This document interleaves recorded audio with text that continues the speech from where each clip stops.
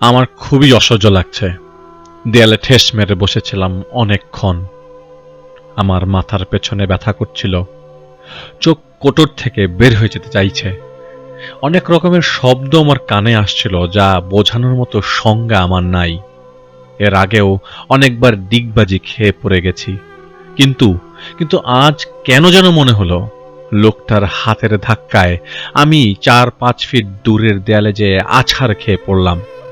এক ধ্যানে কোনো একটা দিকে তাকিয়েছিলাম আমি।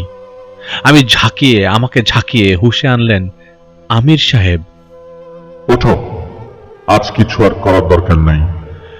আপনি আমার কারণে ইচ্ছা না থাকা সত্ত্বেও এখানে এসেছেন। দেখেন কি অবস্থা, কি করব আমি বলেন? আপনি বললেন মানুষ ছাড়া কেউ একে বিদায় করতে পারবে না।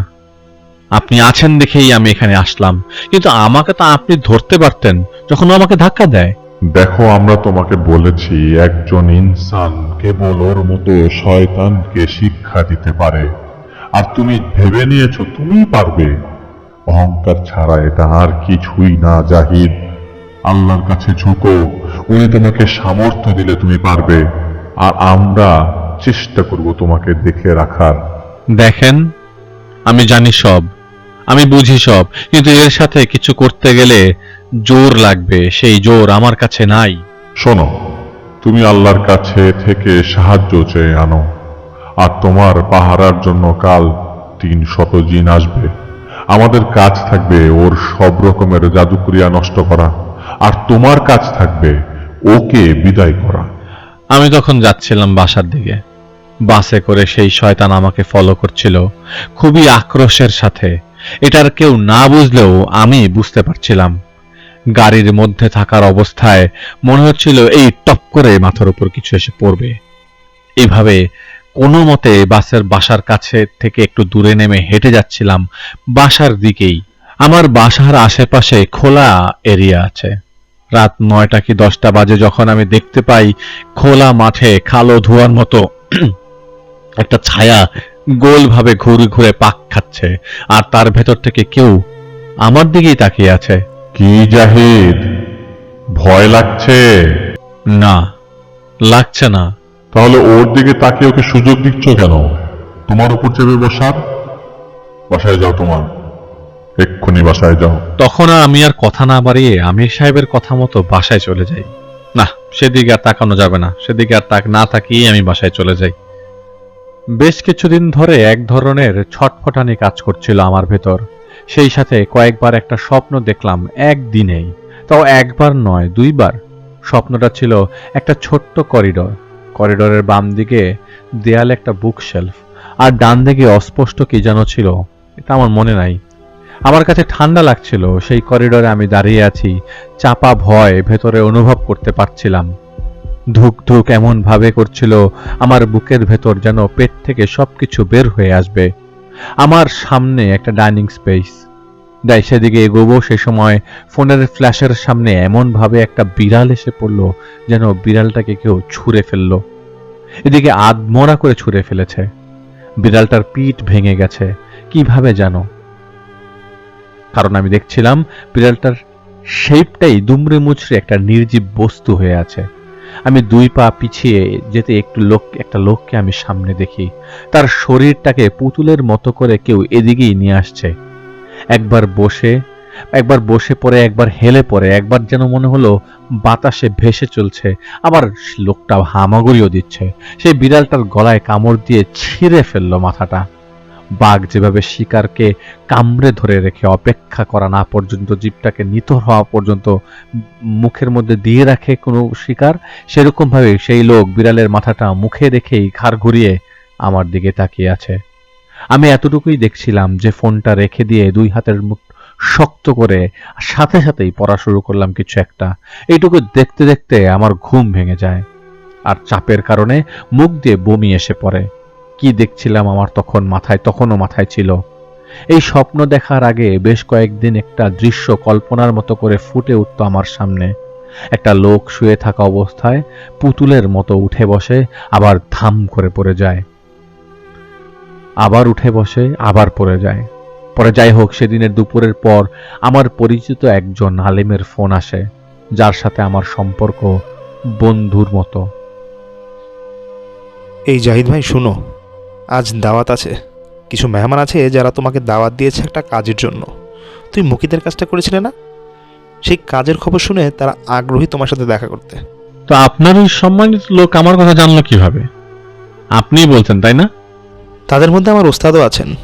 আমার ওস্তাদই বলেছিল তোমার কথা, বলেছিল তোমার সাথে একজনের সম্পর্ক আছে। তার ব্যাপারে জিনদের মধ্যে কথা হচ্ছে ইদানিং অনেক।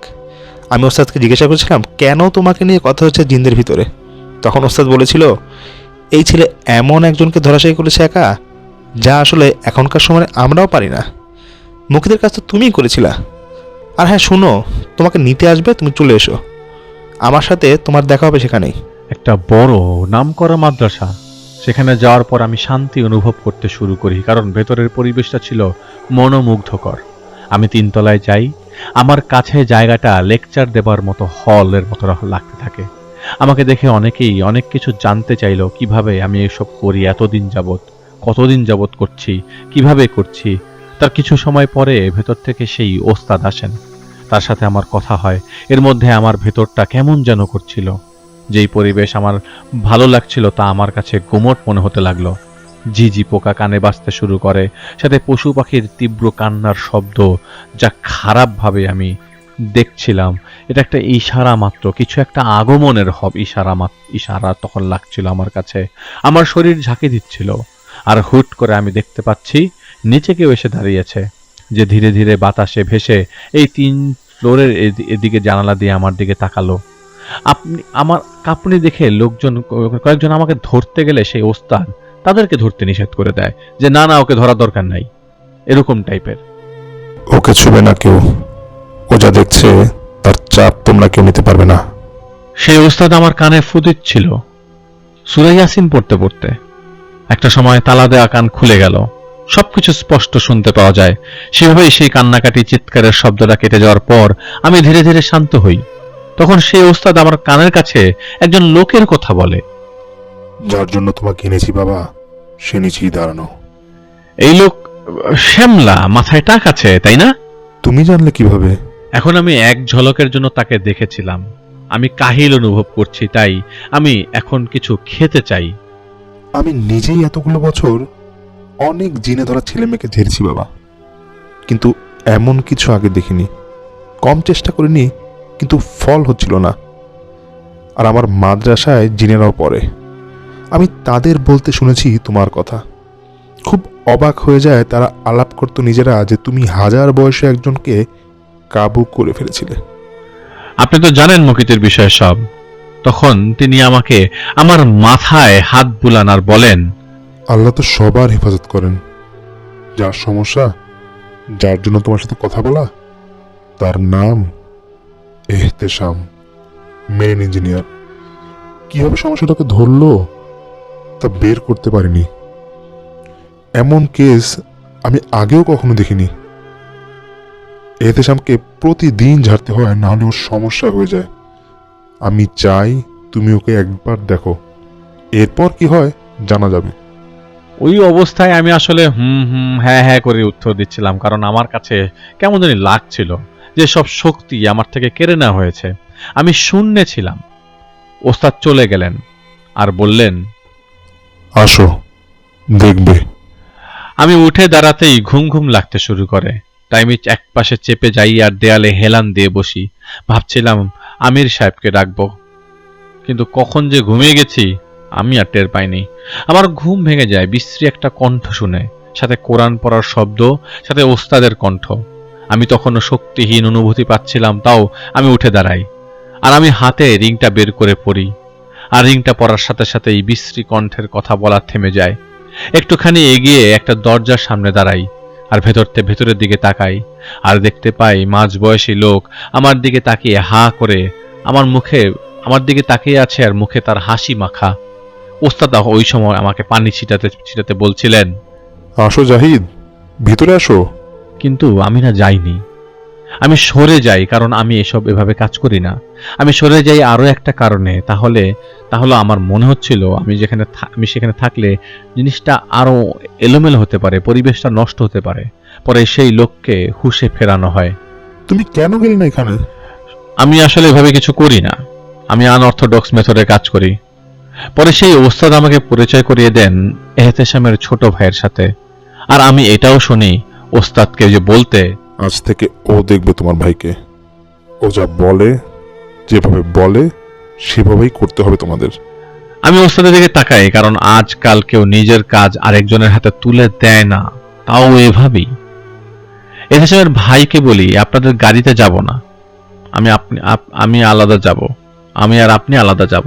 তো আমি এহতেশামের বাসায় পৌঁছাই। 4 তলার উপরে ডুপ্লেক্স করেছে তারা, নিজেদের বাড়ি তাদের। আসার পথে এহতেশামের ভাইকে জিজ্ঞেস করছিলাম কবে থেকে সমস্যা। ভাই, জানি না কিভাবে কি হলো। আমার ভাই তো দেশ বিদেশে ঘুরে বেড়ায়, কখন কিভাবে কি হলো আমরা কিছুই জানি না। তখন আমি আসলে এতটুকু জিজ্ঞেস করেই তাদের বাসায় প্রবেশ করি। এহতেশামের ঘরে না ঢুকে ডাইনিং এ বসি, সব অবজার্ভ করার জন্য বসি আসলে। কারণ প্রথমে ধারণা হচ্ছিল এই লোক অনেক টাকা পয়সার মালিক, কেউ মনে হয় কিছু করেছে। আর আজকাল পরিবার তো শত্রুতে পরিবর্তন হতে সময় নেয় না। আমি তাদের সবার সাথে কথা বলতে শুরু করি, কিন্তু কিছু কথা ধরতে পারছিলাম না। তাদের চেহারা পরে মনে হলো তারা নিজেরাও হতাশ। দেখে অনেক সময় অনেক কিছু লাগতে পারে যে তারা হতাশ না কিছু বানিয়ে বলছে। আমার কাছে তখন তাদেরকে হতাশ মনে হচ্ছিল। আমি এহতেশামের ঘরে যাই, যে দেখি লোকটা শুয়ে আছেন, ঘুমিয়ে গেছেন, আর তার পাশে বসে আছে তার স্ত্রী। ওনাকে দেখার সাথে সাথেই আমার সব সন্দেহ ওনার উপরে যেয়ে পড়ে, কারণ আমার ওনার চেহারা ভালো লাগেনি, যেন মুখোশ পরা শয়তান মনে হচ্ছিল। আমি ঢোকার পর উনি আমাকে বসতে বলেন। এদিকে এহতেশামের ছোট ভাই বেরিয়ে যায়। আমি এহতেশামের সমস্যাটা বোঝার জন্য ওনার স্ত্রীকে জিজ্ঞেস করি যে কবে থেকে এমন হচ্ছে। আমি ওনাকে জিজ্ঞেস করি কারণ আমি স্পষ্ট বুঝতে পারছিলাম উনি ইনভলভ আছেন। আর এছাড়া আমি রিং পরা ছিলাম, আমার রিং খুব গরম হয়েছিল ওই মুহূর্তে, যা আমাকে বুঝাচ্ছিল কারোর উপস্থিতি আছে এখানে। এখন যদি এহতেশাম মারা যান, এই বাড়ির মালিক এহতেশাম, তার অনেক ধন সম্পদ আছে, এমনকি কিছু শিপের মালিকও তিনি, তার মালিকানা তিনি পাবেন, তার স্ত্রী। তাই চোরকেই জিজ্ঞেস করি চুরি কবে থেকে হতে শুরু করলো। তো ওনার স্ত্রী আমাকে কথা বলতে যাবার আগেই এহতেশামের ভাই এসে আমাকে বলে আমি কিছু খাবো কিনা। আমি তাকে না বলি, তো এসে সে তার ভাইয়ের কাছে এসে বসে। আমি তাকে বলি যে আমাদের একটু একা থাকতে দেন। তো এহতেশামের ভাই ওই মুহূর্তে উঠে চলে যায়। দেখলেন ভাই, দেখতে এসেছিল আমি কিছু বলি কিনা। ওরা মনে করে আমি এহতেশামের সাথে কিছু করেছি, আমাকে দোষ দেয় শুধু শুধু। ও মরে গেলে তো এই বাড়ি তাদের ছাড়তেই হবে, তাই এখন আমার ঘাড়ে দোষ চাপাতে চায়। দেখলেন না, এসে এখানে বসে আছে যাতে আমি কিছু না বলি। কেন এমন হবে? আপনাকে কেউ বলেনি কবে থেকে আমার স্বামী কষ্ট পাচ্ছে? আমি তো সব জানি, তাহলে তারা কেন জানে না? আপনি কি হুজুরকে বলেছিলেন এই ব্যাপারে কিছু? না ভাই, বলিনি, কারণ তারা চেনা পরিচিত একজন আরেকজনের, কাউকে আমি বিশ্বাস করতে পারছি না। ওই মুহূর্তে আমি দোটানায় পড়ে যাই। আর ওনার চেহারা দেখেই আমার ওনাকে সন্দেহ হচ্ছিল, কিন্তু আবার ওনার কথাগুলো মিথ্যা লাগছিল না। উনি আমাকে সবকিছু বললেন, সবকিছু একদম পরিষ্কার করে বললেন। আমার স্বামী তো বেশিরভাগ সময় দেশে থাকে না, ওনাকে শিপে থাকতে হয়। ওনার ক্যাম্পিং করার শখ অনেক। উনি তো জবে ছিলেন আর আমি ছিলাম এখানেই। তখনই হয়তো এনারা, মানে আমার স্বামীর ভাই আর মা বাবারা কোনো কিছু করেছিল। আমার স্বামী শিপ থেকে ফিরে আসার পর থেকেই এমন। আচ্ছা, আমাকে কবে থেকে সমস্যা সব বলেন তো। আর ওই মুহূর্তে আমি অবাক হচ্ছিলাম যে ভাই মা বাবারা জানে না সমস্যা কবে থেকে, আর উনি তো সবই ঠিকই জানে। এর মানে হলো তাহলে এরাই সব শয়তানের মূল। তো এহতেশামের স্ত্রী যা বলল তা শুনে আমি আর অবাক না হয়ে পারলাম না। উনি আমাকে এহতেশামের পুরো বিষয়, কোথায় কোথায় গিয়েছিলেন সব বলল, যা শুনে আমার চুপ করে থাকা ছাড়া আর ওই মুহূর্তে উপায় ছিল না। আমার স্বামী দেশে ফেরে বছরখানেক আগে। ওনার শিপের লোক জানায় এহতেশাম নাকি সেই টেম্পলের আশেপাশের এক নদীতে জ্ঞানহীন অবস্থায় পড়েছিল। এরপর থেকে দেখেন সে এমন। তা আপনারা হুজুর দেখাননি ওই সময়? সবই করেছি, কি করি নাই। সবাই বলে খুব শক্তিশালী কিছু একটা নাকি আছর করেছে ওকে। যাই হোক, আমার ওই মুহূর্তে ভালো লাগছিল না। আমি উঠে দাঁড়াই আর সেই ঘরের বারান্দার দিকে যাই। আমার গুমোট লাগছিল পরিবেশটা। একদম খেয়াল ছিল না যে আমার রিংটা গরম হয়ে আছে। আমি ওনার স্ত্রীকে বলি, আপনি একটু যান, আমি ওনাকে একটু দেখব, মানে আমাকে একটু একা ছেড়ে দিন। ওনার স্ত্রী বের হয়ে যায়, কিন্তু তিনি আবারও ফিরে আসেন আর আমাকে বলেন আমার কি কিছু লাগবে কিনা। আমি বলি ওনার ভাইকে আসতে বলুন। উনি আমাকে বলেন ওর ভাই তো নিচে গেছে কাজে, আসলেই আমি বলবো আপনার কাছে যেতে। আমি বলি আচ্ছা ঠিক আছে। উনি আমাকে একটা তালা নিজেই এনে দেয়। আমি বলি তালা লাগবে না। উনি চলে যাওয়ার পর সাধ্যমতো চেষ্টা করলাম, না, কোনোভাবেই লোকটাকে জাগাতে পারছি না, আর সেই শয়তানকেও কথা বলাতে পারছি না। ভাবলাম যে আমল আমার নাকি আবার দুর্বল হয়ে গেল, জং পড়ে গেছে নিজের মধ্যে, এরকম হতে পারে। তখন আমি অনেক চেষ্টা করছি 15-20 মিনিটের মতো, কিন্তু সে হাজির হয়নি। এমন একটা আগেও আমার হয়েছিল। তাই আমি ভাবলাম আজ চলে যাই, খবর নিতে হবে। সেই সময় ওনার ভাই এসে গেটে টোকা দেয়। আমি ওনাকে বলি আজ আমি চলে যাচ্ছি, কাল আমি জানাবো কি সমস্যা। আমি নিচে নেমে যাই। আমি নিচে নেমে যেয়ে কি মনে করে উপরের দিকে তাকাই। আমার কেন জানি মনে হচ্ছিল কেউ আমাকে দেখছে। আমি সেখান থেকে হেঁটে বড়জোর 25 কদম গেলাম। হুট করেই সামনে দল বেঁধে কুকুর ডাকতে ডাকতে আমার পাশ কাটিয়ে চলে যায়। আমি পেছনে ঘুরতে ঘুরতেই বুঝতে পারছিলাম কুকুরের চিৎকারে পরিবেশটা হুট করে গা ছমছমে হয়ে গেছে। চোখের পলক গেল সেই বাড়ির দিকে, আর আমি দেখতে পাই এহতেশামের ঘরের জানালা ধরে কিছু একটা ঝুলে আছে। আরো স্পষ্ট দেখার জন্য সামনে এগিয়ে যাই, আর আমি দেখতে পাই এহতেশামের ঘরের জানালায় আগুন জ্বলছে, যা শুধুই আমি দেখছি, কারণ এই আগুনের রং ছিল কালশেতে। আর এহতেশামের ঘর থেকে চিৎকার চেঁচামেচির শব্দ। আমি এবার যাই তাদের ফ্ল্যাটে দৌড় দিয়ে। উঠতে উঠতেই বিদ্যুৎ চলে গেছিল। আমি একটা বিড়ালের ঝাঁঝালো চিৎকার শুনতে পাই, মানুষের চিৎকার শুনতে পাই, চেঁচামেচির শব্দ তো ছিলই। আমি যে দেখতে পাই মূল দরজা খোলা আর অন্ধকার। ফোনের ফ্ল্যাশ জ্বালিয়ে এহতেশামের ভাইকে ডাকতে ডাকতে ভেতরে ঢুকে দেয়ালের একটা দিকে ধাক্কা খাই। এটা সেই মুহূর্ত যে যা কয়েকবার আমি একটানা দেখেছি। বাম দিকে বুক শেলফ আর ডান দিকে এবার আমি দেখতে পাচ্ছিলাম কালো আলকাতরা যেন বেয়ে পড়ছে, এরকম কিছু একটা দেয়াল থেকে পড়ছে গড়িয়ে গড়িয়ে। কিছু পড়ার শব্দ হলো সামনের দিকে। দেখলাম একটা বেড়াল মৃত পড়ে আছে, আর এহতেশাম এমনভাবে আসলো যেন তাকে ঘুমন্ত অবস্থায় কেউ চালিয়ে নিয়ে আসছে। আমার দিলটা তখন ধক ধক করছিল। এহতেশামকে দেখলাম সেই বিড়ালের গলায় কামড় দিয়ে গড় গড় শব্দ করতে করতে একটা কামড় দিল আর আমার দিকেই তাকালো। আমি তৈরি ছিলাম এহতেশামকে ধরে ফেলার জন্য। এহতেশামের মুখ থেকে বিড়ালটা পড়ে যায়, কিন্তু তখনই বিদ্যুৎ চলে আসে আর এহতেশাম পরে খিঁচুনি দিতে শুরু করে। তাকে তার ভাই আর আমি একসাথে ধরে বসাই, আর তার হুঁশ ফিরে আসে। তার শরীরে রক্ত লেগেছিল আর সে একটু বাথরুমে যেতে চাইল। সে বাথরুমে যায়। এহতেশামের মা কাঁদছিল, তার স্ত্রী বসেছিলেন এক পাশে। এহতেশামের ভাই তার মাকে নিয়ে আসে, আর আমি সেখানে একটু যেয়ে বসি। আমি আমির সাহেবকে ডেকে আনবো ভাবছিলাম। সেই সময়ে কেউ কিচ্ছুই করতে পারবে না। কেন পারবে না আপনার মনে হয়? আরে ভাই, আমি তো দেখছি সব কিছু। আমি জানি এরাই মেরে ছাড়বে আমার স্বামীকে, আর শয়তানও সফল হবে। ইমান বলতে কিছুই নাই কারোর। আমি তাকে জিজ্ঞেস করি আপনি আপনি কি করে জানেন, আপনি বলেন তো। সে আমাকে বলে আপনি জেনে আর কি করবেন বলুন। অনেক হুজুরা চেষ্টা করেছে, ওই শয়তান সবার সাথে খেলতে মজা পায়। আমি তখন বলি ও আমার সাথে খেলুক, আমি এখন খেলবো ওর সাথে, সবার মতো আমি না।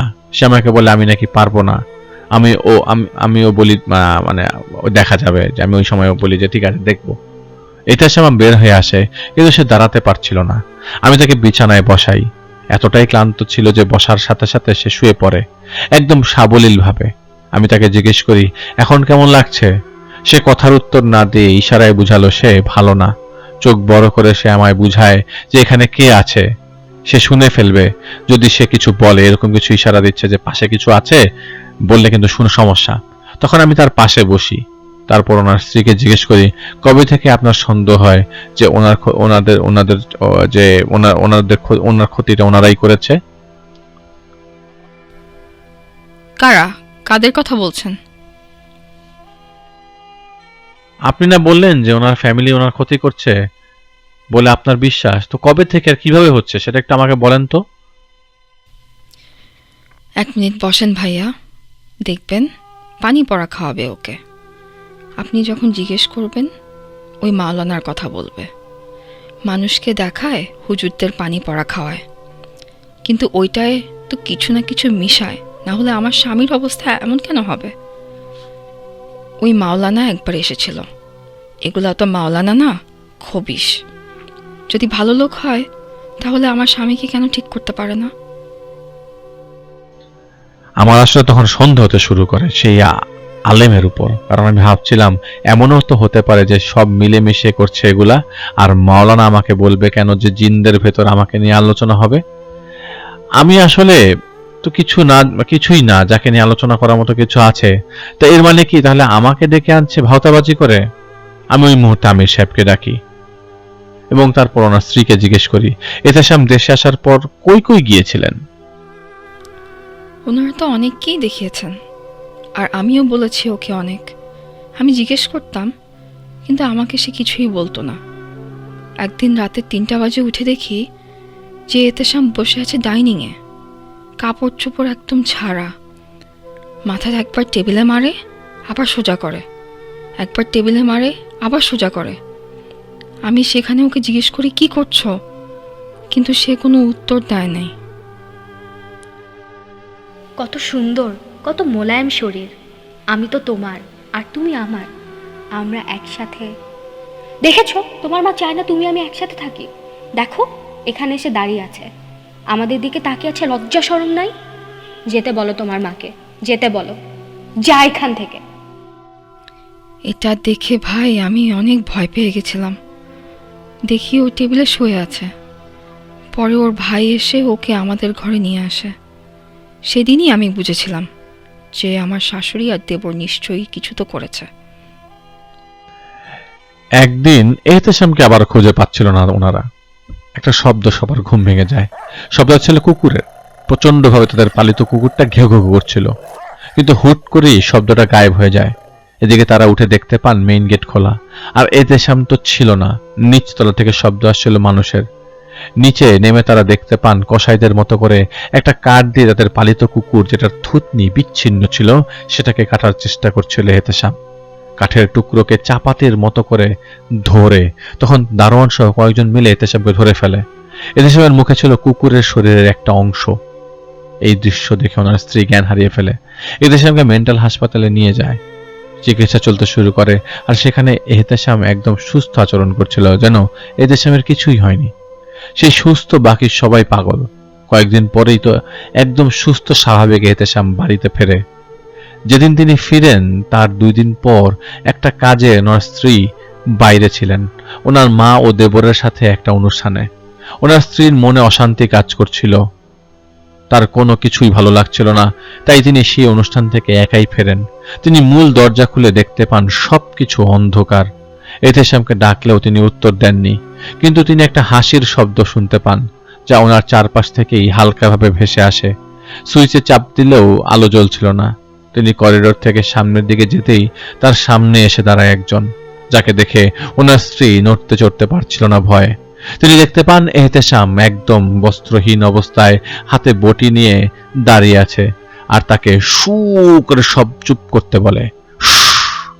ওনাকে পাশ কাটিয়ে দরজার দিকে যেয়ে দরজা লাগিয়ে দেয়। উনি কি করবেন বুঝতে পারছিলেন না। মৃত্যু ভয়ে তিনি কাঁদতে লাগলেন, কিন্তু নড়তে পারছিলেন না। এহতেশাম তাকে পাশ কাটিয়ে যায়।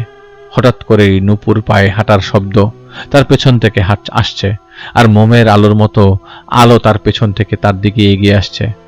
তার স্ত্রী দেখতে পান হুবহু তার মতো দেখতে একজন তার দিকে তাকিয়ে থাকতে থাকতে পাশ কাটিয়ে চলে যায়, আর যাওয়ার সময় তাকে একটা চোখ টিপ দিয়ে যায়। মহিলার মাথার চুল ফ্লোর পর্যন্ত পড়েছিল। সাদা সাদা লাল শাড়ি পরা, আর কপালে ছিল টিপ, যেই লাল টিপ যেন তাজা রক্ত দিয়ে টিপটা দেওয়া আর কি। সেই মহিলার মাথার উপরে ছিল একটা মোম দেয়া। সেই মহিলার মাথার উপরে ছিল একটা মোম যা একদম জ্বলজ্বল করছিল। এতেশামের স্ত্রী দেখছিলেন যে তার স্বামী শটান হয়ে শুয়ে আছে, আর সেই মহিলা 2 পা দিয়ে তার বুকের উপর দাঁড়িয়ে যায়। এতেশাম নিজেই বটিটা তার দিকে এগিয়ে দেয়, আর সেই বটি হাতে সেই মহিলা ভয়ানক জোরে একটা চিৎকার করে কোপাতে শুরু করে এতেশামকে। আর এটা দেখে এতেশামের স্ত্রী ভয়ে চিৎকার দিয়ে পড়ে যান। তিনি বুকে প্রচন্ড ব্যথা অনুভব করতে লাগলেন। ওনার কপাল এতটাই খারাপ ছিল যে উনি জ্ঞান হারাননি। উনি সেই অবস্থায় দেখছিলেন এতেশামকে মেরে তার শরীরটাকে আঁচড় দিয়ে ছিঁড়ে ফেলেছে সেই মহিলা, আর তার চোখের সামনেই এতেশামের ছিন্ন ভিন্ন শরীর নিয়ে সে লাফাচ্ছে। এতটুকুই ওনার খেয়াল আছে। এরপর কয়েকদিন তার সময় ঠিক হতে সময় লাগে। এদিকে এই অবস্থা দেখে হুজুর আনে ওনার মা আর ভাই। অনেক হুজুর এসে অনেক কিছুই করে, কিন্তু কয়েকদিন পর আবার সেই একই অবস্থা। এর মধ্যে একদিন এতেশাম খুব কাঁদছিল। কাঁদছো কেন? যেদিকে তাকাই সেদিকে মানুষগুলার মানুষ মনে হয় না, অমানুষ মনে হয়। কি দেখো তুমি? হুজুর যারা ছিলেন আমাকে ঝাড়ফুঁক করার জন্য, ওরা আমাকে ধরে রেখেছিল আর সবাইকে রুম থেকে বের করে দিয়েছিল। তখন দেখলাম হুজুরের চেহারা পাল্টে গেছে। তার কুকুরের মতো দাঁত বের হয়ে সেখান থেকে লালা ঝরছে। আমাকে যে কয়জন ধরেছিল তাদেরও রূপ পাল্টে গিয়েছিল। তারা হাসছিল, তাদের মুখ থেকে ফেনা গড়িয়ে পড়ছিল। আমি শুনছিলাম লোকগুলো বলতেছে, আরে চল, এটা চামড়া ছিলে গোশতগুলো ফালি ফালি করে কেটে ডেকচিতে চড়িয়ে দিই, বেশ মজা লাগবে। আরেকজন তার দিকে লাল রক্ত ছিটাতে ছিটাতে বলে, আরে দাঁড়া, আগে ওকে গোসল করাতে হবে। গোসল করিয়ে 2 পা বাঁধতে হবে, তারপর 2 হাত বাঁধতে হবে। সেই সময় আমার ডান হাতে হাত বুলাতে বুলাতে একজন বলতে থাকে, আরে দেখ কত গোস্ত, আর তো সহ্য হয় না। বলতে বলতে সেই লোক আমার হাতে কামড় দিয়ে বসে। আমি যন্ত্রণায় কাঁদছিলাম, কিন্তু তখন বাকিরা আমার হাতে পায়ে কামড়াতে লাগলো, আর কয়েকজন আমার উপর রক্ত ছিটাতে লাগলো। এর মধ্যে একটা মোটা লোক এসে আমার গলা চেপে ধরে গালিগালাজ করতে করতে মুখে 1 বোতল রক্ত ঢেলে দেয়। আপনাদের আসলে ওই সময় হুজুরা দোয়া পড়ছিলেন আর পরা পানি ছিটিয়ে ঝাড়ফুঁক দিচ্ছিলেন, সেটাকে ওর ভেতর থাকা শয়তান এতেশামকে দেখায় ভুলভাবে। তো লোকগুলোকে ওর চোখে জাদু করে শয়তান হিসেবে দেখায়। অনেক সময় পরা তেল লাগিয়ে দেওয়া হয়। যেখানে যেখানে পরা তেল লাগানো হয় এতেশাম দেখতে পায় মানুষগুলো সেখানেই কামড়াচ্ছে। এতেশামের অবস্থা খারাপ হতে থাকে, যা ঠিক হবার নাম নিচ্ছিল না। এর মধ্যে একদিন এহতেশামের স্ত্রী একদিন রাতে দেখতে পান এহতেশাম হাতে হাতে ভর দিয়ে হাঁটছে। সে বিড়বিড় করে কিছু একটা বলছে। নে নে নে মার, এভাবে মার, কেটে ফেল, কেটে 2 ভাগ করে ফেল। যা এখান থেকে, আমাকে মারতে দে। নাম নিবি না, ওর নাম নিবি না, চুপ কর। কেউ নাই, সব মিথ্যা আমি জানি। মেরে ফেল, মেরে ফেল। এহতেশামের স্ত্রী আলো জ্বালানোর সাথে সাথে তার উপর ঝাঁপিয়ে পড়ে, আর তার মাথায় কয়েকটা কিল ঘুষি মেরে সে লাফ দিয়ে বারান্দায় গ্রিলে যে বাদুরের মতো ঝুলে বসে। এহতেশামের স্ত্রী তার দেবরকে ডেকে আনেন। ততক্ষণে এহতেশামকে খুঁজে পাওয়া যাচ্ছিল না। কি ব্যাপার, ঘরের দরজা লাগানো আর এহতেশাম ঘরে নেই। অনেক খোঁজাখুঁজি করে পরে এহতেশামকে নিচতলার রিজার্ভ ট্যাঙ্কের রুমে পাওয়া যায়। আমি শুধু এই কথাগুলো শুনছিলাম, কিন্তু কোনো কিছু না আসলে আমি মিলাতে পারছিলাম না। ঠিক তখন এহতেশাম ঘের ঘের করতে শুরু করে। তার খিঁচুনি চলে আসলো আর মুখ দিয়ে ফেনা পড়ছিল। আমার হাতের কাছে ডাক কিছু না থাকায় আমি আমার হাত দিয়ে ফেনাগুলো পরিষ্কার করি। আমি এহতেশামকে ডাকতে থাকি যাতে সে সাড়া দেয়, যাতে সে মায়ার জাল থেকে বের হতে পারে, কিন্তু বরাবরের মতোই কাজ হচ্ছিল না। আমি অনেকগুলো আয়াত তার কানে পরে ফু দেই, তাতেও কাজ হচ্ছিল না। তখন আমি এহতেশামের 2 হাত চেপে ধরে হ্যাচকা একটা টান দেই, যাতে করে ভেতরের দিক থেকে ফোকাস আমার উপর যেন এসে যেন পড়ে, নইলে এভাবে খিঁচুনির কারণে তার স্ট্রোক হতে পারে। আল্লাহর রহমতে খিঁচুনি থেমে যায়, কিন্তু তখনই এহতেশামের স্ত্রী আউ করে একটা চিৎকার দিয়ে লাফ দিয়ে ওঠে। আমি জানতে চাই কি হয়েছে। সে নাকি একটা সাপ দেখেছে, যেটার চোখ আগুনের মতন জ্বলজ্বল করছে, আর সাপটা কালো। আমি আসলে তখনও গাধার মতো বুঝতে পারিনি ব্যাপারটা কি। শুধু টের পেলাম যে আমির সাহেব আসছেন, আর তাকে বলি আপনি আমাকে একটু একা ছেড়ে দিন, আর কেউ যেন এখানে না আসে। আপাতত আমি একা একা থাকবো। আমি থাকবো আপনার সাথে, যত কিছুই হোক সমস্যা হবে না, আমিই থাকবো। কিন্তু আমি তাকে থাকতেই দেইনি। আমি গেট লাগাতে যেয়ে দেখি গেটের ছিটকিনিতে তালা দেওয়া, যাতে গেট না লাগাতে পারি। আমি হয়তো লাগিয়েছিলাম আগের বার যখন সেটা করেছিলাম এহতেশামের সাথে কথা বলতে, তখন আমির সাহেব সেই ঘরে আসেন। আপনি তো জানেন কেন আসলাম, আর কি বলবো। দেখেন, এই লোকটার উপর তো আছে কেউ। মাদ্রাসায় আমাকে এই লোকের ভেতরে যে আছে সে কাহিল করার চেষ্টা করেছিল। আমি তো বের হয়েও গিয়েছিলাম, ওই আমাকে ডেকে আনছে। দরকার নাই জাহিদ, বাদ দাও। চলো চলো এখন এখান থেকে। আমি যে এখানে আসবো তা আগে থেকে লেখা ছিল। আমি পেরেশান ছিলাম দেখে আসি নাই।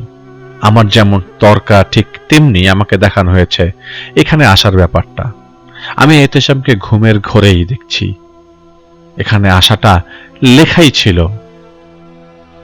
শোনো, আমরা বুঝি, কিন্তু তুমি এখন অনেক দুর্বল, তুমি নিজেকেই হেফাজত করতে পারবে না।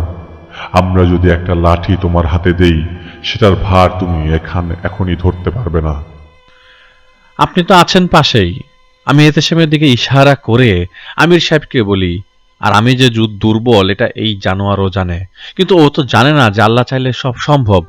আল্লাহ চাইলে হবে, নিলে হবে না। আচ্ছা বলো, আমাকে বলো। এখানে এই লোকটার সমস্যা অনেক আগে থেকে। এই লোক আগে একটা এলাকায় ক্যাম্পিং করতে যায় তুফানের ভেতর, রাস্তা হারায় আর চোরাকারবারীদের হাতে পড়ে। কিন্তু সেখান থেকে একটা আফ্রিকান বাচ্চা ছেলে, আসলে কি আমি এত কিছু আপনাকে বুঝাতে পারবো না। অনেক ঝামেলা হয়ে শুনছি। আর ওর স্ত্রী মনে করে শাশুড়ি দেবর মিলে নাকি কিছু করছে। আর আমার শুরুর দিকে সন্দেহ ছিল এই মহিলার উপর, কিন্তু যা যা শুনলাম এখন তো কাউকে বিশ্বাস হয় না। এখন আপনি খুঁজলে বের হবে কাহিনী কি। আর এই লোক যদি হুঁশে আসে তাহলে হয়তো জানা যাবে যে আরো কিছু। এখন অনেকভাবে চেষ্টা করছি তাকে দিয়ে কিছু কথা বলাতে, কিন্তু সে তো সাড়া দেয় না। তাহলে তুমি ওকে একটু প্রভোগ করার ট্রাই করো, জিজ্ঞেস করো ওকে।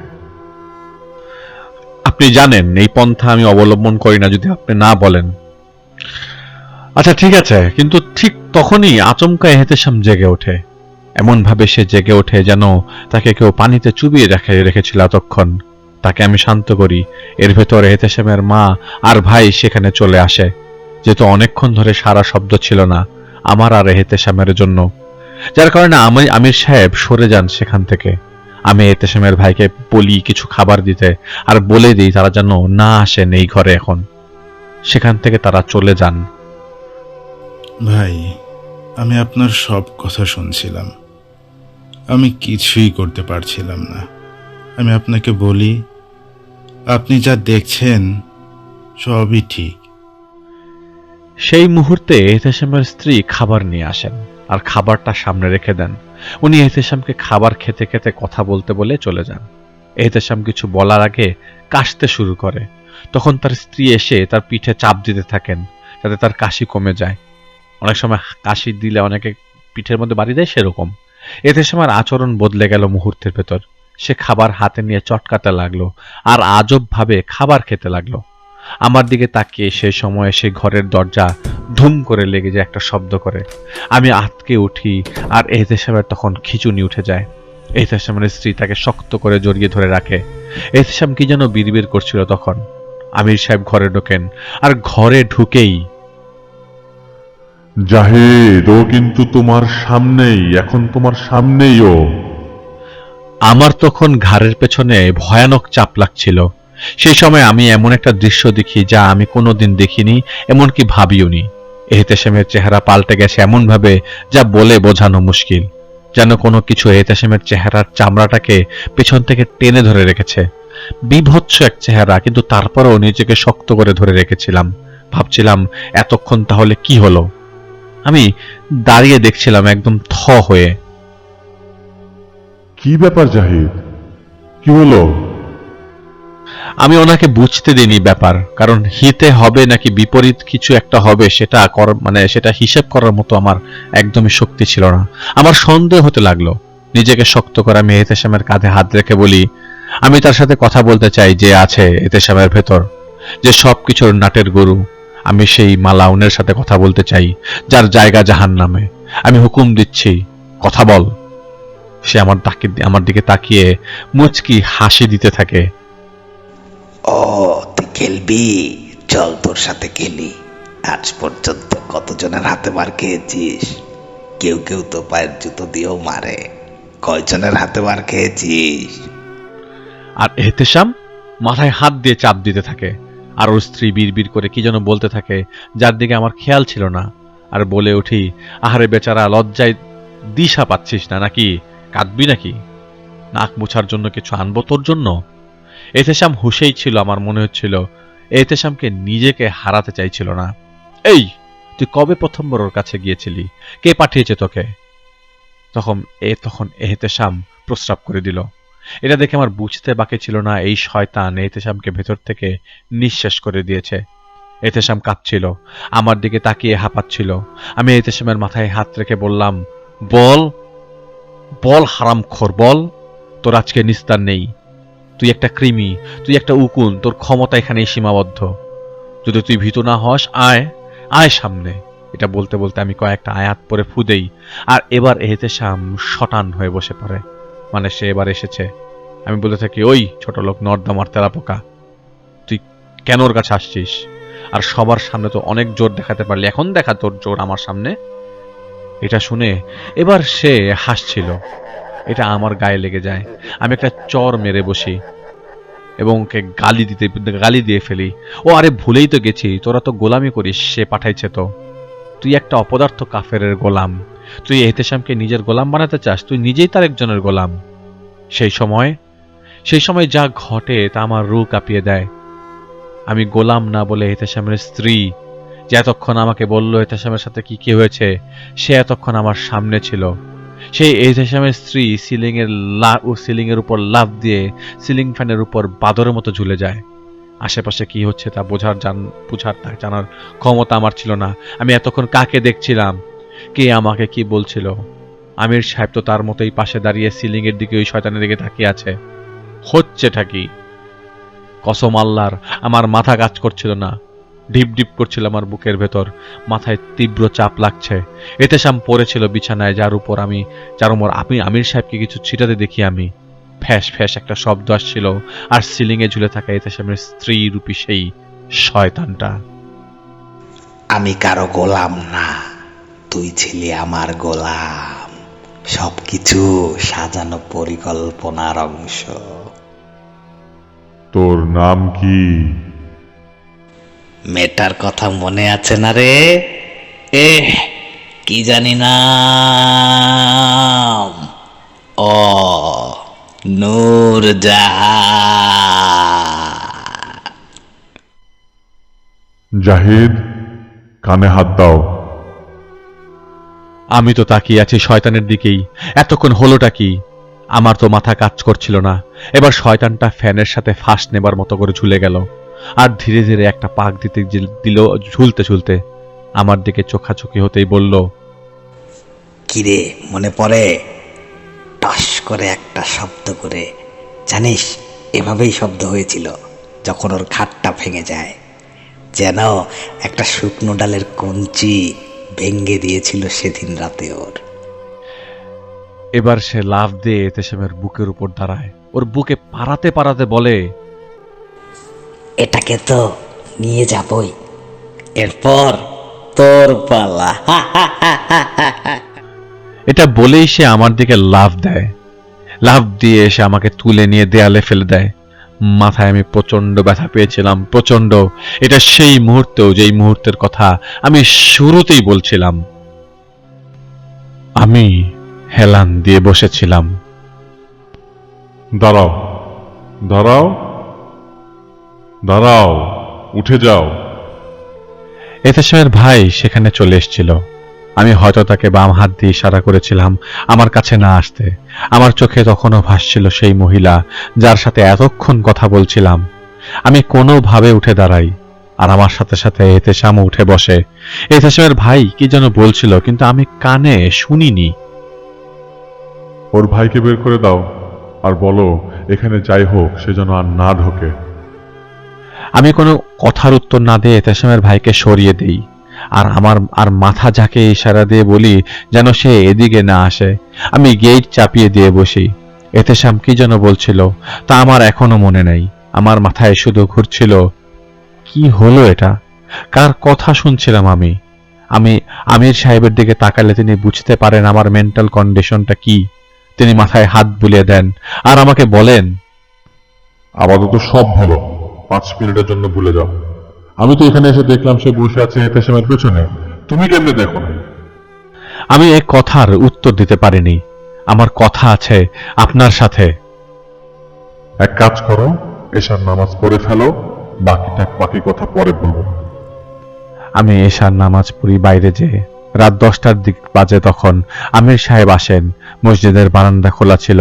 উনি আসার পর আমি বলি, আমাকে কি কি বলেছে জানেন? এরপর এগুলো আমি তাকে বলি যে শয়তান আমাকে বলেছিল। এটাই তো সমস্যা, পেরেশানিতে থাকা অবস্থায় কোনো কাজ যদি কেউ করতে যায় সেখানে সমস্যা হবেই। আর সে তোমার পেরেশানির সুযোগ নিয়ে তোমার সামনে এসেছে, আর তুমি বুঝতেও পারোনি। কিন্তু এটা তোমার ক্ষেত্রে আমরা বলতে পারি, কিন্তু সত্য হলো সে নিজের ক্ষমতা দেখিয়েছে। সে তোমার চোখে ধুলা দিয়ে তার স্ত্রীর জায়গায় এসে বসেছে, আর তোমাকে ধোঁকা দেবার জন্যই পান তাবিজের কথা বলেছে, যেটা সে এমন ভাবে বলেছে যাতে তুমি বিশ্বাস করতে বাধ্য হও। এগুলো করে কি মজা পায় আমি বুঝি না। মজা? কিসের মজা? আরে এটাই তো ওদের কাজ। ওরা ক্ষমতা দেখিয়ে তোমার মতো লোকদের পুতুল বানিয়ে খেলতে থাকে। তো এখন ওঠো, এই যে অপমানের শিকার হলা, এটা তুমি যে অপমানটা হলে এখন, এটাকে সে পুঁজি করবে, সেটা সুযোগ দিও না। এখানে কাজ করার দরকার নাই, কারণ এখানে যেই সমস্যা তাকে বলে একজন ইনসান পারবে সমাধান করতে। আমি তাকে বলি, আমাকে এই কাজ করতে হবে। এটা তোমার হাতের নাগালের মধ্যে নাই জাহিদ। দেখো নাই কিভাবে বোকা বানালো তোমাকে। আর এখানে মেলবন্ধন হয়ে গেছে তাদের মধ্যে, কিছু করতে পারবে না, বরং ক্ষতি হবে বেশি। সমস্যা কি? আপনি আছেন না, আল্লাহ আছে না, আর শিখিনি তো কম। আমার দরকার এটা আপনি জানেন। আর এমন সময় কেন আমার কাছেই আসলো কাজটা? আর সে তো কথা বলছে আমার সাথে। ও বেহুদা কেন কথা বলবে? ও কেন আগ বাড়িয়ে আসছে আমার সামনে? আমি পারবো কিনা জানি না, কিন্তু আপনি বোঝার চেষ্টা করেন আমি ওর জন্য থ্রেট। আমি জাহিদ, আপনি না। সেজন্য গেম খেলতে চেয়েছে, কিন্তু আমি এখানে দুর্বল না। একটা চেষ্টা করি, আমার দিল বলে, আমার মন বলছে এটা হয়ে যাবে। তুমি আমার কথা বুঝো নাই? এতেশামের কারণেই এমন অবস্থা আজ। এতেশাম আর ওই জানোয়ারের সাথে একটা মেল বন্ধন হয়ে গেছে, যা ভাঙবে না। চলেন না আল্লাহর নাম নিয়ে শুরু করি, দেখি কি হয়। ওই মুহূর্তে আমার দিকে তাকিয়ে তিনি রইলেন। আমরা পরে এতেশামের বাসায় ঢুকি। এতেশাম তখন জোরাজোরি করছিল। আমি বাসায় ঢুকতেই সে বলে, দেখ দেখ, ছোট্ট বাচ্চা এসেছে, কিছু খেতে দে। আয় আয়, বস বস, দাঁড়িয়ে আছিস কেন রে? আমির সাহেব সেই দিকে চলে গেলেন। সেই ঘরে ঢুকে গেট লাগিয়ে দিয়েই আমি ওর উপর পানি ছেটাতে শুরু করি। সূরা পড়া শুরু করি। সূরার কিছু আয়াত পড়া শুরু করে দেই। আমির সাহেবের উপরে সূরা পড়তে পড়তে আমির সাহেব ওর উপর আবার সূরা পড়তে পড়তে ফু দিচ্ছিলেন। এতেশাম এমন ভাবে কাঁদটা ছিল যা দেখলে মানুষ মনে করবে সে একটা মৃগী রোগী। হুট করেই সে বসে পড়ে। হঠাৎ, ডিজাইনটা কেমন ছিল? কিসের ডিজাইন? মনে করতো। আমার তখন সবকিছু মনে পড়লো আবারও। এখানে বসে থেকে সে আমাকে তার স্ত্রী রূপে যা যা বলেছে সব। আর এরপর আমার মনে পড়ে এতেশামের পিঠে চড়ে সে এসে আমাকে ধাক্কা দিয়েছিল। এরপর আমির সাহেবের দিকে তাকিয়ে বলে, শোন, আমি বেইজুস, না দিন আমাকে ছুতে পারে না অন্ধকারে চলি আমি তুফান, আমি ক্ষমতাধর, আমি বেইজুস, হাবিলের সাক্ষী। হাবিল মানে? দেখবি। জাহিদ, ওর চোখের দিকে তাকিও না। আমির সাহেব, কোন হাবিলের কথা বলে? হাবিল কাবিল নাকি? জাহিদ, তুমি এতটুকু তো বুঝতে পারছো যে ও মিথ্যা কথা বলছে? এই তো কদিন আগেই মরল বেচারা, বয়স হয়ে গিয়েছিল ৭৮, কাশতে কাশতে মরেছে। এই সময় আমির সাহেব কি যেন করছিলেন, হঠাৎ সে আমার হাত ধরে ফেলে, আর সাথে সাথে আমি জাহিদ জেগে থাকা অবস্থায় দেখছিলাম নারকীয়তা। আমার কানে আমি শুনছিলাম, দেখ, এই যে দেখ। আমি দেখছিলাম কুয়া, দুইজন মহিলা অন্ধকারের ভেতর সেই কুয়ার দিকে যাচ্ছে, আর কুয়াতে কি যেন ফেলে দেওয়ার শব্দ আমি দেখছিলাম আর কানে শুনছিলাম। দেখ, বাচ্চার বাবার ঠিকানা নাই, তাই বাচ্চার ঠিকানা কুয়া। আমি দেখছিলাম একটা খড়ের গাদা, একজন মহিলা সেই খড়ের গাদা থেকে গাদা সরিয়ে কি যেন ভেতরে রাখলো। এটা তো বাচ্চা। কানে শুনছিলাম, দেখ দেখ কিভাবে আগুন ধরায়। আমি দেখছিলাম অনেকগুলা লোক একজন লোককে খুব মারধর করছে। তারা সেই লোককে আধমরা অবস্থায় নিয়ে যাচ্ছে ইট ভাটার দিকে। জ্বলন্ত আগুন, লাল, অনেক লাল, অনেক অনেক লাল। আমি এমন লাল আগুন দেখিনি। আমি কানে শুনছিলাম, দেখ কিভাবে ছাই হয়। আধমরা লোকটাকে ভাট্টির ভেতরে ফেলে দিল তারা। একটাই শব্দ হলো, আর কিচ্ছু না। আমি অন্ধকার দেখছিলাম। হুট করে এহতেশাম এসে আমাকে ধাক্কা মারে, আর আমি ডিগবাজি খেয়ে আবারও পড়ে যাই দেয়ালের উপর। এবার আমি প্রচন্ড ব্যথা পাই মাথার পেছনে। আমির সাহেব আমাকে ওঠান। আমি জিজ্ঞেস করি, কি হলো বলেন তো? আমি দেখলাম ও তোমাকে কি কি দেখালো। আমি তোমার কাছে আসতে পারিনি, তুমি বোঝার চেষ্টা করো, সে খুব শক্তিশালী, আর এই দুজনের মধ্যে কিন্তু মেলবন্ধন হয়ে গেছে। আপনি না বললেন মানুষই পারবে, তাহলে আমিও পারবো? তাই নাকি? দেখো তোমার অবস্থা। অহংকার কথা বলছে না, তুমি বলছো কথা। আল্লাহর কাছে যে ঝোঁকো, তাড়াতাড়ি যাও। আমাকে তো ধরতে পারতেন। সেই ক্ষমতা ছিল না আমার। ওর সাথে জোরে পারা যাবে না, ওকে ঝাড়তে হবে, ধাক্কা মেরে এই শরীর থেকে সরাতে হবে, আর সেটা কেবল ইনসান করতে পারবে, আমরা পারবো না করতে। আমার তো তাহলে জোর দরকার, সেফটি দরকার, না হলে এরপর তো অন্য কিছু করতে পারে আমার সাথে। আচ্ছা ঠিক আছে, সমস্যা নাই, আজ চলো, কাল এসো। কাল এখান থেকে তোমার পাহারায় থাকবে অনেকে। কাল সন্ধ্যার পর ৩০০ জন পাহারা দেবে তোমাকে। ভেবো না, তুমি তৈরি হও, কঠোর ইবাদত শুরু করো, আর অমুক অমুক আয়াতগুলো করে মুখস্থ করে দিলের ভেতর গেঁথে ফেলো। কাল বাকিটা দেখা যাবে। কাল দেখবো বদমাসটাকে। দেখলাম এহতেশাম মিটিমিটি হাসছিল তখন। সেদিন রাত 11:30 দিকে বের হই সেখান থেকে। সেদিন সে আমাকে ফলো করতে করতে আমার বাসা পর্যন্ত এসেছিল, যা আপনারা শুরুতেই শুনলেন। জাহিদ, বাসার ভেতর ঢোকো। রাত বাজে 4টা। আমার মাথার ভেতরে অনেক কিছু ঘুরছিল। এর ভেতর মনে পড়লো যে আমি তো এহতেশামের পরিবারের কারোর সাথে কথাই বলি নাই, যেটা আমি সব সময় করি। কিন্তু আমাকে যে বললো ব্রাজিলের কথা, তুফানের সময় ক্যাম্পিং এর কথা, এগুলো তো শয়তান বলবে না। তাহলে বেইজুত সেই সময়ই আমার সামনে এসেছিল যখন এহতেশামের ভাইকে আমি খাবার দিতে বলেছিলাম, নাকি আরো আগে? এহতেশাম তো বলতে চাইছিল কিছু। ও তো বলছিল যে সে আমার কথা সে শুনতে পাচ্ছিল, নাকি ওর বই সব শয়তানি করে আমাকে কিচ্ছা কাহিনী শোনালো। এগুলা যখন ভাবছি তখন আমির সাহেব আসেন। উনি এলে আমি ওনাকে বলি, কি আপনি কি কিছু জানতে পেরেছেন? বাইরে আসো। আমি বাইরে যাই। বাইরে যেয়ে দেখতে পাই লাইটটা বন্ধ, আর অনেকগুলা লোক দাঁড়িয়ে আছে।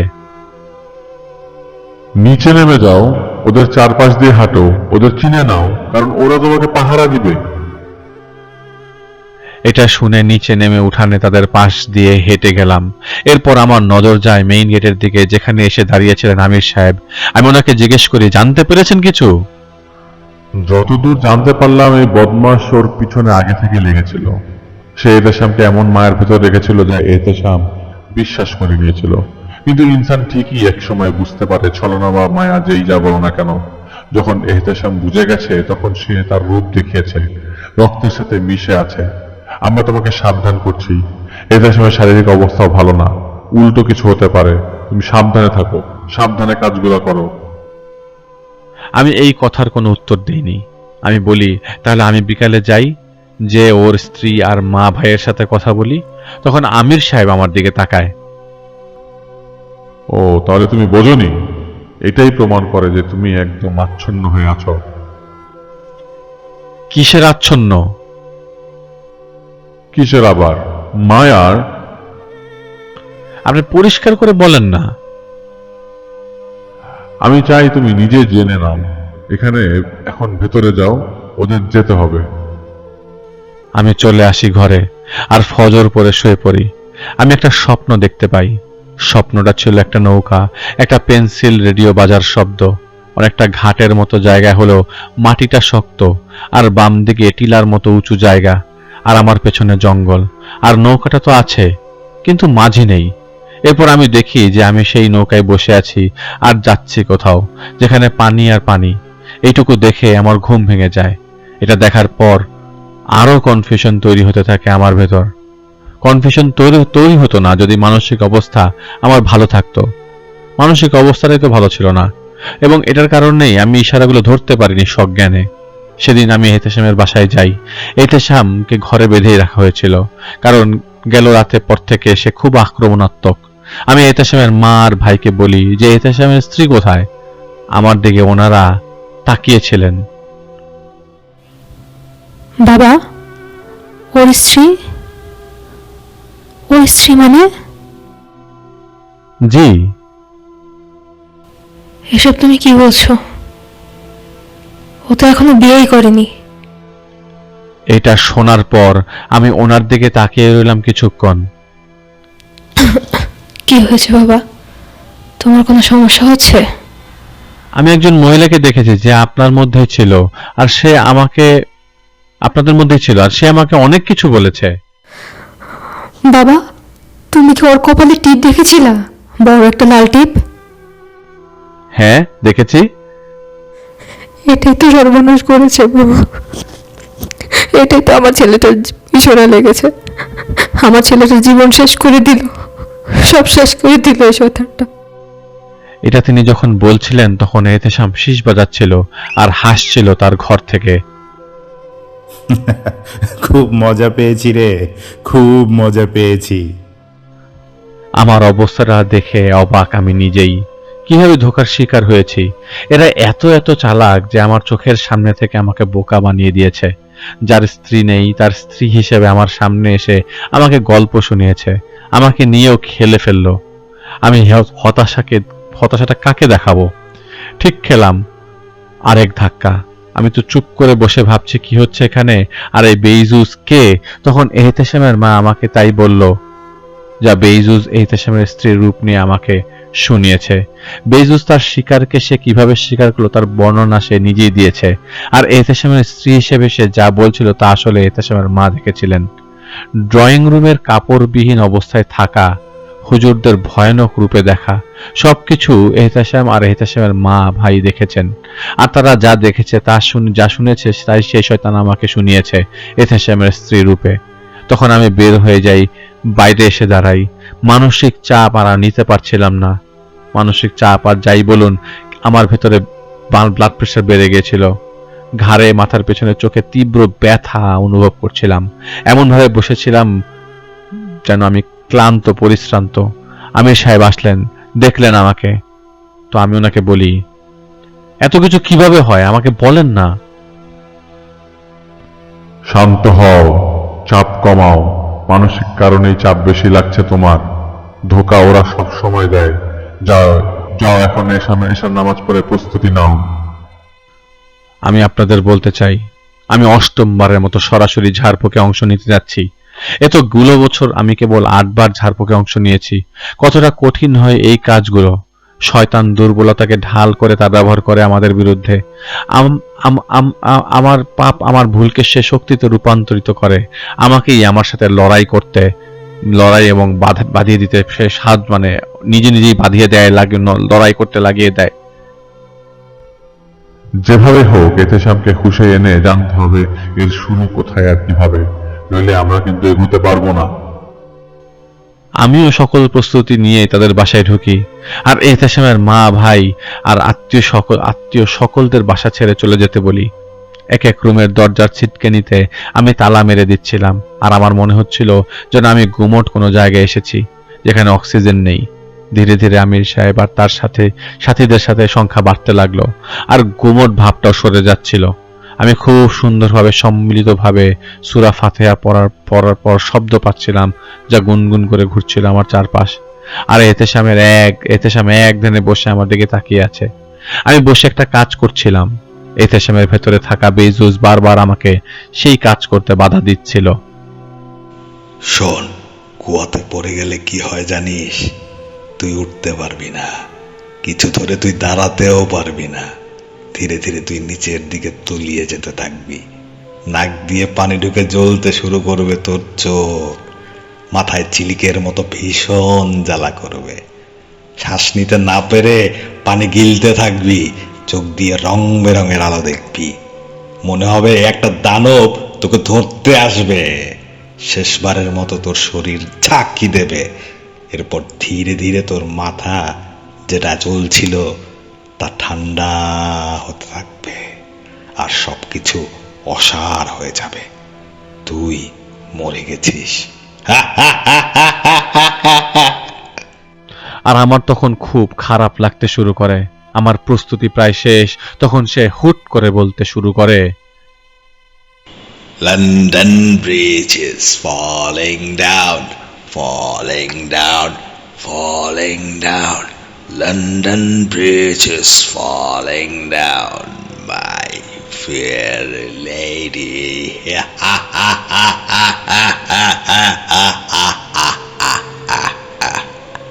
They took the brick and locked them up, locked them up, locked them up.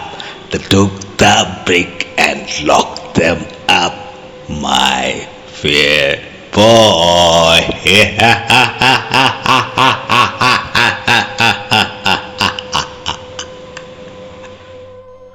শুনছিলাম এটা, আর সে থুতু মারে আমার দিকে। আমি একটা কাপড় দিয়ে এহতেশামের মাথা ঢেকে দেই। এটা কেন দিচ্ছিস? তোরা তো কাফনে লিখে দেশ যদি কেউ মরে। এহতেশাম মরে নাই। এহতেশামকে বের করো জাহিদ। আমি আমার দুই হাত এহতেশামের কানে রেখে ধীরে ধীরে আজাদ দিতে শুরু করি, যার কারণে ওর শরীর কাঁপতে শুরু করে। গিলগিল করে চাপা একটা হাসি সে দিয়েই যাচ্ছিল। আমি চেষ্টা করলাম এহতেশামকে জাগাতে, কিন্তু তা হয়নি। উল্টে এহতেশামের মুখ থেকে কতগুলো কাগজ বের হয়ে আসে। আমি অনেক চেষ্টা করছিলাম এহতেশামকে জাগাতে, কিন্তু কোনোভাবেই সফল হচ্ছিলাম না। তাই বাধ্য হয়ে সেই পন্থাটাই আমি অবলম্বন করি যা মঙের ক্ষেত্রে আমি ব্যবহার করেছিলাম। থামো জাহিদ, এটা করো না, এটা এখন করো না। আমি এমনভাবে এহতেশামকে ঝাড়া দিলাম যার কারণে আমি আমার হাতে প্রচন্ড ব্যথা পাই, আর তখনই সে আমার থুতনিটা ধরে ফেলে। তোর কি মনে হয় আমাকে বাঁধতে পারবি? আমি তো ভেবেছিলাম তুই কত ক্ষমতাধর হবি। তোর জোর ভেবেছিলাম অনেক বেশি হবে। চারদিকের বাতাসে ভেসে বেড়াচ্ছে তোর আর 7 মাথার অজগরের কথা। হ্যাঁ, আর এই হলো নমুনা। ছেলেটা বেঁচে আছে তো? বেশ ভালো।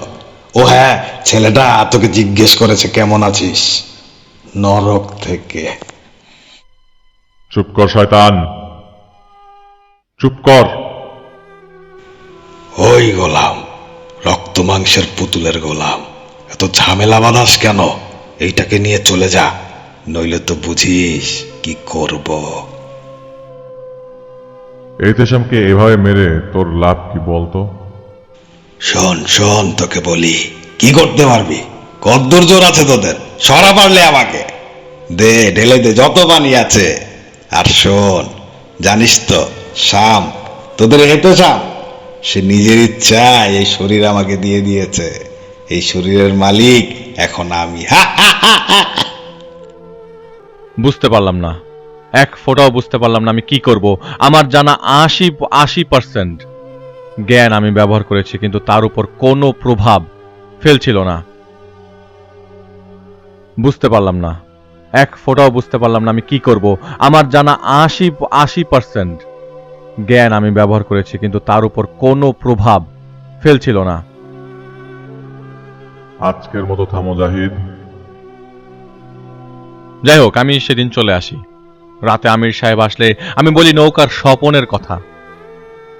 আমি আমির সাহেবের দিকে তাকিয়ে এড়িয়ে গেলেন ব্যাপারটা। স্বপন মানে স্বপ্ন, আমি নৌকার স্বপ্নের কথা বলি। পরের দিন আবারও আমরা শুরু করি। এদিন আমার জানা সবকিছু আমি করি, কিন্তু এক ফোঁটাও উন্নতি দেখিনি আমি, বরং সাহস আর নিজের উপর বিশ্বাস ধীরে ধীরে হারিয়ে ফেলছিলাম। তুই পাহাড়ে চড়তে চাইছিস, কিন্তু তোর সেই সামর্থ্য এখন নাই। আমি আসলে চুপ করে বসেছিলাম, ক্লান্ত আর বিশ্বাসীন অবস্থায়। যা দেখে পরে পাহারায় ছিল আমার, তারা নিজেরাই বলতে শুরু করে, একে দিয়ে হবে না। যে নিজেই দাঁড়াতে পারে না, সে আবার হাঁটা চলা করবে কিভাবে? রাত তখন 10টা। আমি আমির সাহেবকে বলি, আমাকে একা ছেড়ে দেন। কেন? ছেড়ে দেন, কিচ্ছু হবে না। আর যারা এসেছেন আমার জন্য, তাদেরকে বলবেন তারা যেন তাদের ভালো সময়টা একজন খোঁড়া লোকের সেফটির জন্য ব্যয় না করে। আসলে এইভাবে কথা বলার পেছনে আমি চেয়েছিলাম বেইজুস যেন অন্য কিছু ভেবে বসে। আমি চেয়েছিলাম ওদের মতোই ধোঁকাবাজি করতে হবে। আমির সাহেবকে আমি অনেক বোঝানোর পর তিনি পাহারা সরিয়ে নেন, আর তিনি নিজেও চলে যান।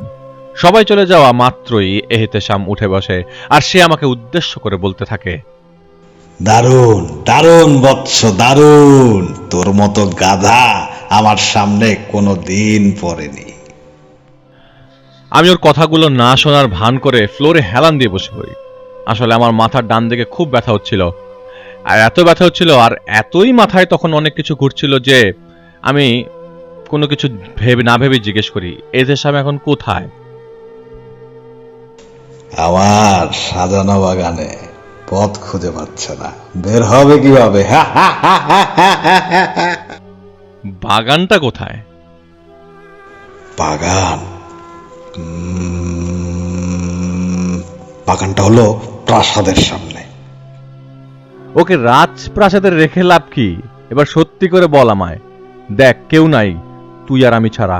এহতেশাম কেন? কেন এহতেশাম? হ্যাঁ, দেখতে তো পাচ্ছি। আচ্ছা, এত কিছু জেনে তোর লাভ কি? দেখ, কিছুই করতে পারবি না তুই। আমাকে ওর থেকে আলাদা করতে যাবি, তাহলে ও মরে যাবে। তোর এ কুলো নেই, ও কুলো নেই, শুধু শুধু কষ্ট করছিস।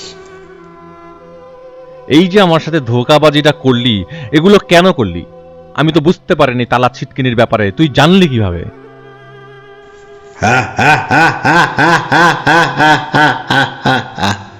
কেমন হলো খেলাটা? দারুণ না? এটা আমার পরিকল্পনা ছিল। সেদিন তোকে দেখার পর আমার ইচ্ছা জাগে তোকে পুতুল বানাবার। আমি তো গিয়েছিলাম তোর কাছে, তুই তো ভান নিতে পারছিলি না আমার। পরে গিয়েছিলি, এরপর মাওলানা তো চেষ্টা কম করে নাই, কিন্তু তুই হিরো তো ঠিকই আমার সামনে এসেছিলি। তোকে দেখে আশ্চর্য হচ্ছিলাম, তুই কিভাবে 7 মাথার অজগরকে হারালি। তোর মতো লোক, থু, 7 মাথার অজগর বুড়ো হয়ে গিয়েছিল, নিজে ভুল করেছে, কিন্তু আমি ভুল করি না। আমি সব জানি। আমি ওর পাশে যেয়ে বসি। বেজুস চাইলেই আমার উপর হামলা করতে পারে, কিন্তু তাও ঝুঁকি নেই। বলদ হবার ভান করি। ভয় লাগছিল, কিন্তু ঝুঁকি তো আমাকে নিতেই হতো। আমি পাশে বসতে এহতেশাম এক হাত সরে যায়। আমি বলি, দেখ, আমি তোর কথা শুনতে চাই, কোনো কিছু কিন্তু করছি না এখন। আমার কয়েকটা প্রশ্নের উত্তর দিলেই তো হয়। সে ভাবার ভান করে পর মুহূর্তেই বলে, আচ্ছা শোন, অনেকদিন আগে একটা ব্রিজ বানানোর জন্য নদীতে বাঁধ দিয়েছিল, কিন্তু জানিস প্রতি রাতে সেই ব্রিজের জন্য করা বাঁধ ভেঙে যেত। দেখ, ঝামেলা কিন্তু হচ্ছিল। এরপর কি হয় জানিস? বাঁধ যাতে ভেঙে না যায় এই জন্য ছোট্ট ছোট্ট, এই দেখ, এই যে এত ছোট্ট বাচ্চা, এই বাচ্চাগুলোকে জিন্দা গেড়ে ফেলতো ইটের গাঁথুনির ভেতর। এরপর থেকে কি হলো জানিস? বাঁধ আর ভাঙে না, ব্রিজও হয়ে গেল। জানিস, বাচ্চাগুলো ছিল অনাথ, বাবা মা ছিল না ওদের। দেখ কিভাবে একটা ব্রিজের জন্য কতগুলো বাচ্চাকে জিন্দা গেড়ে দিয়েছে। দেখ আরেকদিন একটা ছেলে, বেশি না, 7 বছরের একটা ছেলেকে পুলিশ ধরে নিয়ে যায়। জানিস কেন? ওই ছেলে ফল কাটার ছুরি দিয়ে বাবা আর মায়ের গলা কেটে দিয়েছিল। তারপর কিন্তু আরেকটা মজার ঘটনা ঘটে। শোন, ওই ছেলেটা না ভেবেছিল যদি বাবা মায়ের গলা কেটে রক্ত ফেলে দিয়ে নতুন রক্ত যদি সে দিয়ে দেয় তাহলে হয়তো ওর বাবা মা ওকে মারবে না, কারণ ওর বাবা মায়ের রক্ত অনেক গরম। কিন্তু বাচ্চাটা রক্ত পাবে কই? বাচ্চাটা দুপুরবেলা বাইরে বসে কাঁদছিল। একজন লোক এসে দেখে ওর গায়ে রক্ত। ওকে জিজ্ঞেস করলে ও বলে না, উল্টো সেই লোকের গলায় কামড় দিয়ে দিল। আসলে আমার কিছু করার ছিল না, চুপ করে শুনেছি শুধু। আমি উঠে দাঁড়াই আর ওকে বলি, এগুলো তোরই কাজ, তুই আমাকে শোনাচ্ছিস কি করেছিস? দেখ, তুই আমার কথার উত্তর দে। এহতেশামকে কেন ধরলি তুই? কবে তুই প্রথমবার ওকে ধরেছিলি? এই সময় হুট করেই এহতেশাম জোরাজুরি করতে থাকে, যেন এহতেশাম হুশে আসার চেষ্টা করছে। আমি ওকে ধরে ডাকতে থাকি আর আমার সর্বোচ্চটা দিয়ে চেষ্টা করি এহতেশামকে হুশে ফেরানোর জন্য, কিন্তু কাজ হয়নি। উল্টো বেইজুস কন্ট্রোল ফিরে পাওয়ার পর আমার দিকে এমনভাবে তাকিয়েছিল যেন সে আমার ঘাড় মটকে দেবে।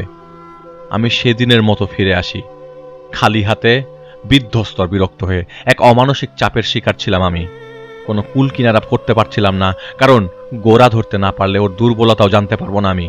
আর এইটাই না, আমি জানতে পারছিলামও না, না আমির সাহেব, না আমি, কেউ। কারণ এত কিছু জানা আসলে সম্ভব না, আমি মেন্টালি আনফিট ছিলাম।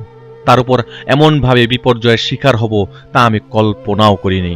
আমি রাতে নামাজ পড়ে এক ধ্যানেই বসেছিলাম। আমি চাইলে মন খুলে দোয়া করতে পারছিলাম না, কিছুই করতে পারছিলাম না। চেষ্টা করছি, আমি সব চেষ্টা করেছি, সব চেষ্টা, কিন্তু তাও কিছু কি বের করেছ? না, পারলাম না। এটা বলতে বলতে কেন যেন কান্না চলে এসছে। ব্যর্থতা আমাকে তখন কুরে কুরে খাচ্ছিল। তো এখন তুমি কি করতে চাচ্ছ? আর রাস্তা নাই, ছেড়ে দিতে হবে। ঠিক আছে, যেটা ভালো মনে করো তাই করো, কিন্তু আগে মাওলানা সাহেবের সাথে কথা বলো, কারণ সে এহতেশামকে ঠিক করার চেষ্টা করেছে অনেক। অবশ্যই তাদের মধ্যে কথা হয়েছে।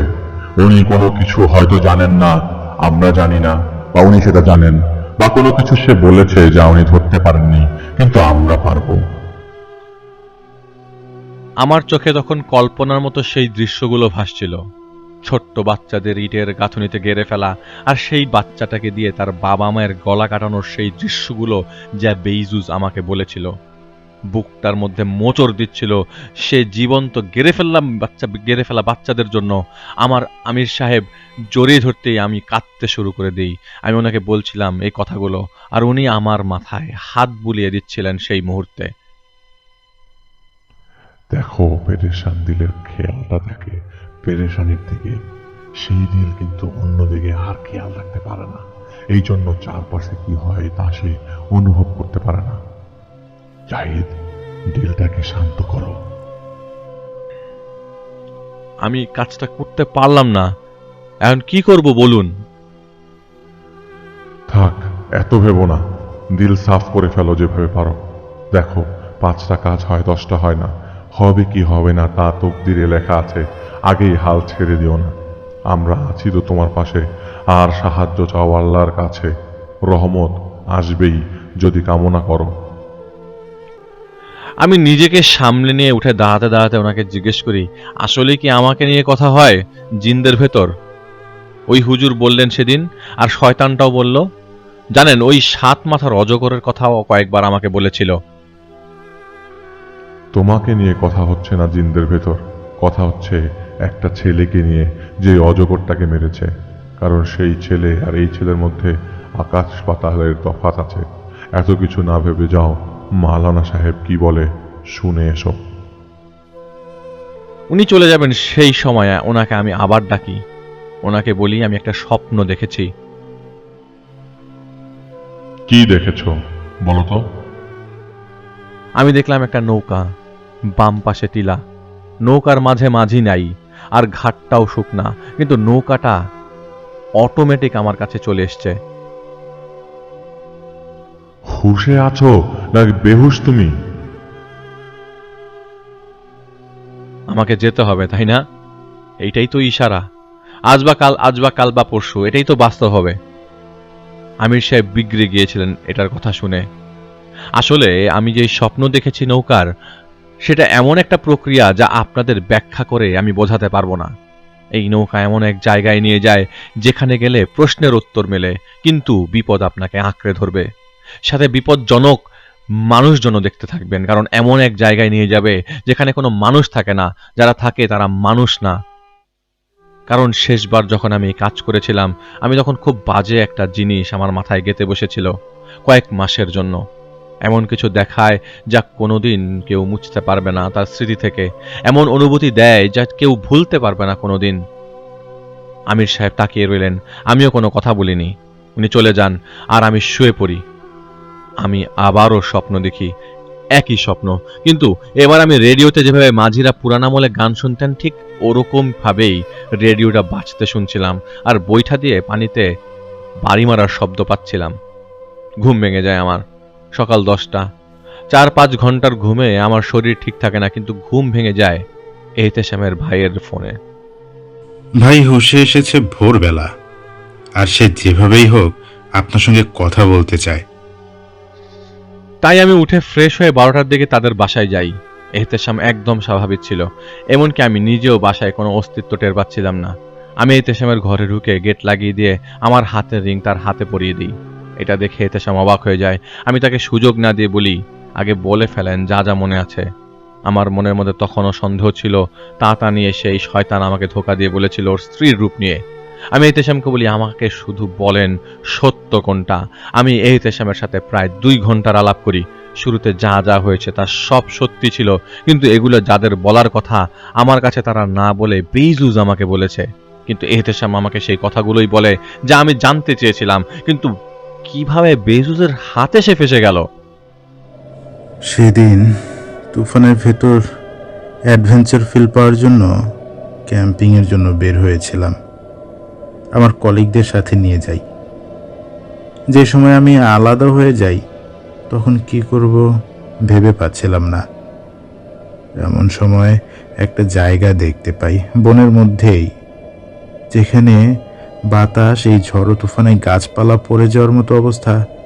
সেখানে এই জায়গাটা একদম শান্ত ছিল, আর সেই জায়গায় গাছগুলোর মূল বাঁশের মতো উপরের দিকে বেরোনো ছিল। দেখলে মনে হবে 5-6 ফিট সাইজের কাঁটা বেরিয়ে আছে। সেই জায়গার দিকে হেঁটে যাই, ওয়াকি টকি দিয়ে যোগাযোগ করার চেষ্টা করতে করতে। কাজ তো হচ্ছিল, কিন্তু খেয়াল করলাম যে গাছগুলোর পেছন থেকে কেউ আমাকে দেখছে, উকি দিয়ে আবার লুকিয়ে যাচ্ছে। আমি ডাকলাম, কিন্তু সাড়া দিল না। সেদিকে 2 পা এগুতেই দেখতে পাই এটা একটা ঝুলন্ত লাশ, যা শুকিয়ে গেছে, হাড়গুলোই যেন কোনোভাবে লেগে আছে। এটা দেখে দৌড় দিলাম, কিন্তু সেই জায়গা থেকে বের হতেই আবার তুফানের কবলে পড়লাম, আর দিক ভুল হয়েই সেই পরিত্যক্ত মাইনের ভেতর ঢুকে পড়লাম। দেশে ফেরার আগে আমার শিপের কাজের জন্য সর্বশেষ লন্ডনে যেতে হয়। সেখান থেকে একটু ঘুরে আসার জন্য আমি আয়ারল্যান্ড যাই। পাহাড়ি এলাকার পাশেই একদিন হাঁটাচলা করছিলাম, একটা শব্দ শুনতে পাই। তাকিয়ে দেখতে পাই একজন লোক একটা গাছের উপর হাতে ভর দিয়ে পা উপরে মাথা নিচে, সে এই গাছের ডালে এভাবে আমাকে ডাকছে। আমি ভয় পেয়ে সেখান থেকে চলে আসি, সোজা হোটেলে চলে আসি। ফেরার পর ফ্রেশ হতে টয়লেটে যাই। তখন আয়নার সামনে দাঁড়িয়ে হাত মুখ ধুচ্ছিলাম। হঠাৎ ঠক ঠক করার শব্দ পাই। আয়নার ভেতর থেকে শব্দটা আসছে। আয়নায় দেখতে পাই কোমরের ভেতর থেকে কালো জাগুয়ারের মতো একটা মাথা বের হয়ে আমার দিকে তাকিয়ে আছে। আর তখন আমি ফ্লোরে পড়ে যাই, যেন কেউ আমাকে জোর করে চেপে রাখে ফ্লোরে। বুঝতে পারছিলাম অসংখ্য হাত শরীরের সব জায়গায় আঁচড় দিচ্ছে, আর দেখছিলাম কোমর থেকে একটা পা বের করে কেউ আমার মাথার উপর সেই পা চাপ দিয়ে ধরে রাখছিল। কোনোভাবে সেখান থেকে মুক্ত হয়ে বের হই। রুম থেকে যখন বের হব ঠিক তখন রুমের দরজা সহ পুরোটা রুমে ঠক ঠক ঠক ঠক শব্দ হতে লাগলো। আমি সাহায্যের জন্য চিৎকার করলেও আমার কণ্ঠ থেকে কোনো শব্দ বের হচ্ছিল না। গেটের দিকে তাকিয়েছিলাম, বুঝতে পারছিলাম গেটের বাইরে যে আছে সে আমাকে ছিঁড়ে ফেলে দিবে, যেভাবে একটা কাগজ কেউ ছিঁড়ে ফেলে দুই ভাগ করে, সেভাবে। সারা শরীরে এক রকমের ভাইব্রেশন ধাক্কা মারছিল। একটা সময় সব কিছু থেমে গেলে আমি বের হই।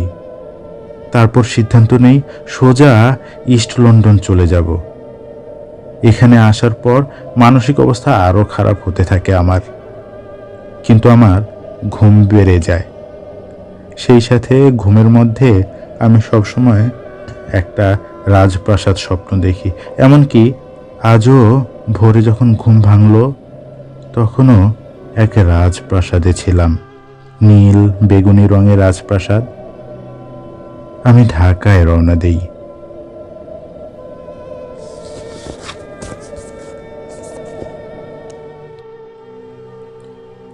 কাউকেই কিছু বলতে পারছিলাম না। বাসায় ফেরার পর প্রায়ই মার ভাইকে বিদঘুটে রূপে দেখতাম, এমন যে চেহারার এক পাশে পোকা কিলবিল করছে অথবা নাক দিয়ে রক্ত বের হচ্ছে। কখনো তাদের চোখ কালো আর বড় হয়ে যেত। এমনকি পচা গোলা খাবার খেতে দেখতাম তাদের ডাইনিংয়ে। এ সময়ে আমি বারবার শুনতে পেতাম একটা নারী কণ্ঠের কথা, যার কণ্ঠে ছিল মায়া, এক রকমের হিপনোটিজম। যখনই দেখতাম মানুষের চেহারা বিশ্রী হয়ে গেছে বা খারাপ কিছু, তখনই সে মহিলা আমার ঘাড়ে হাত রেখে মাথায় হাত বুলিয়ে দিত। আসলে শয়তান মহিলার রূপ নিয়ে আসতো আমার কাছে, আর আমি এটা ধরতে পারছিলাম না, কারণ জানি না আমি কোন মায়া জালে বন্দী ছিলাম।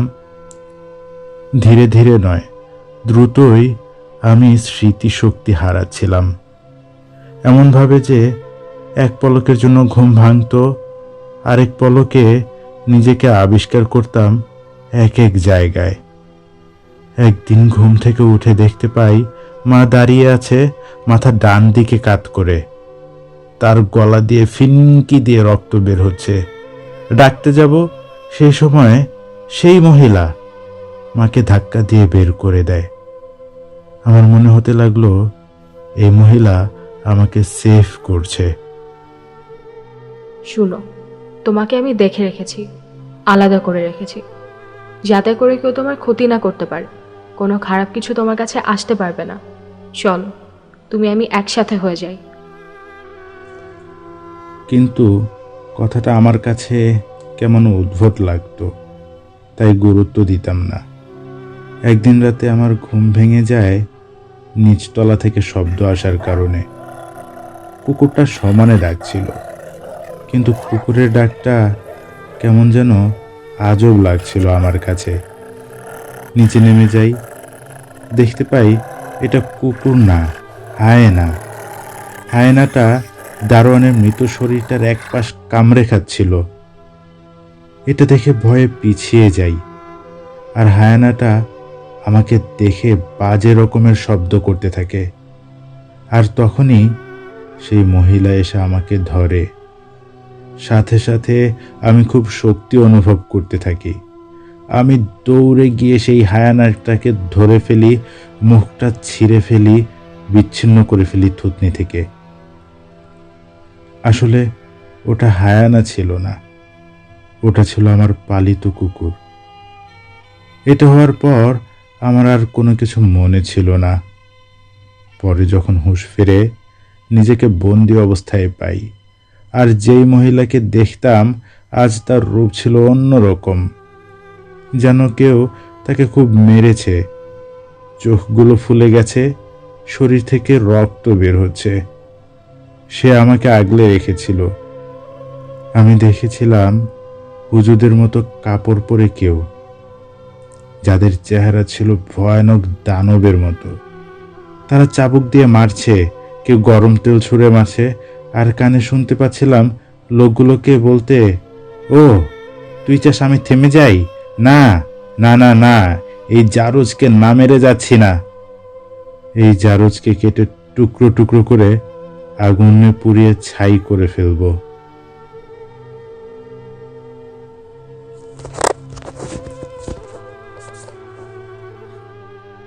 একবার বলো বাঁচাও, তোমাকে সবসময় আমিই দেখে রাখবো।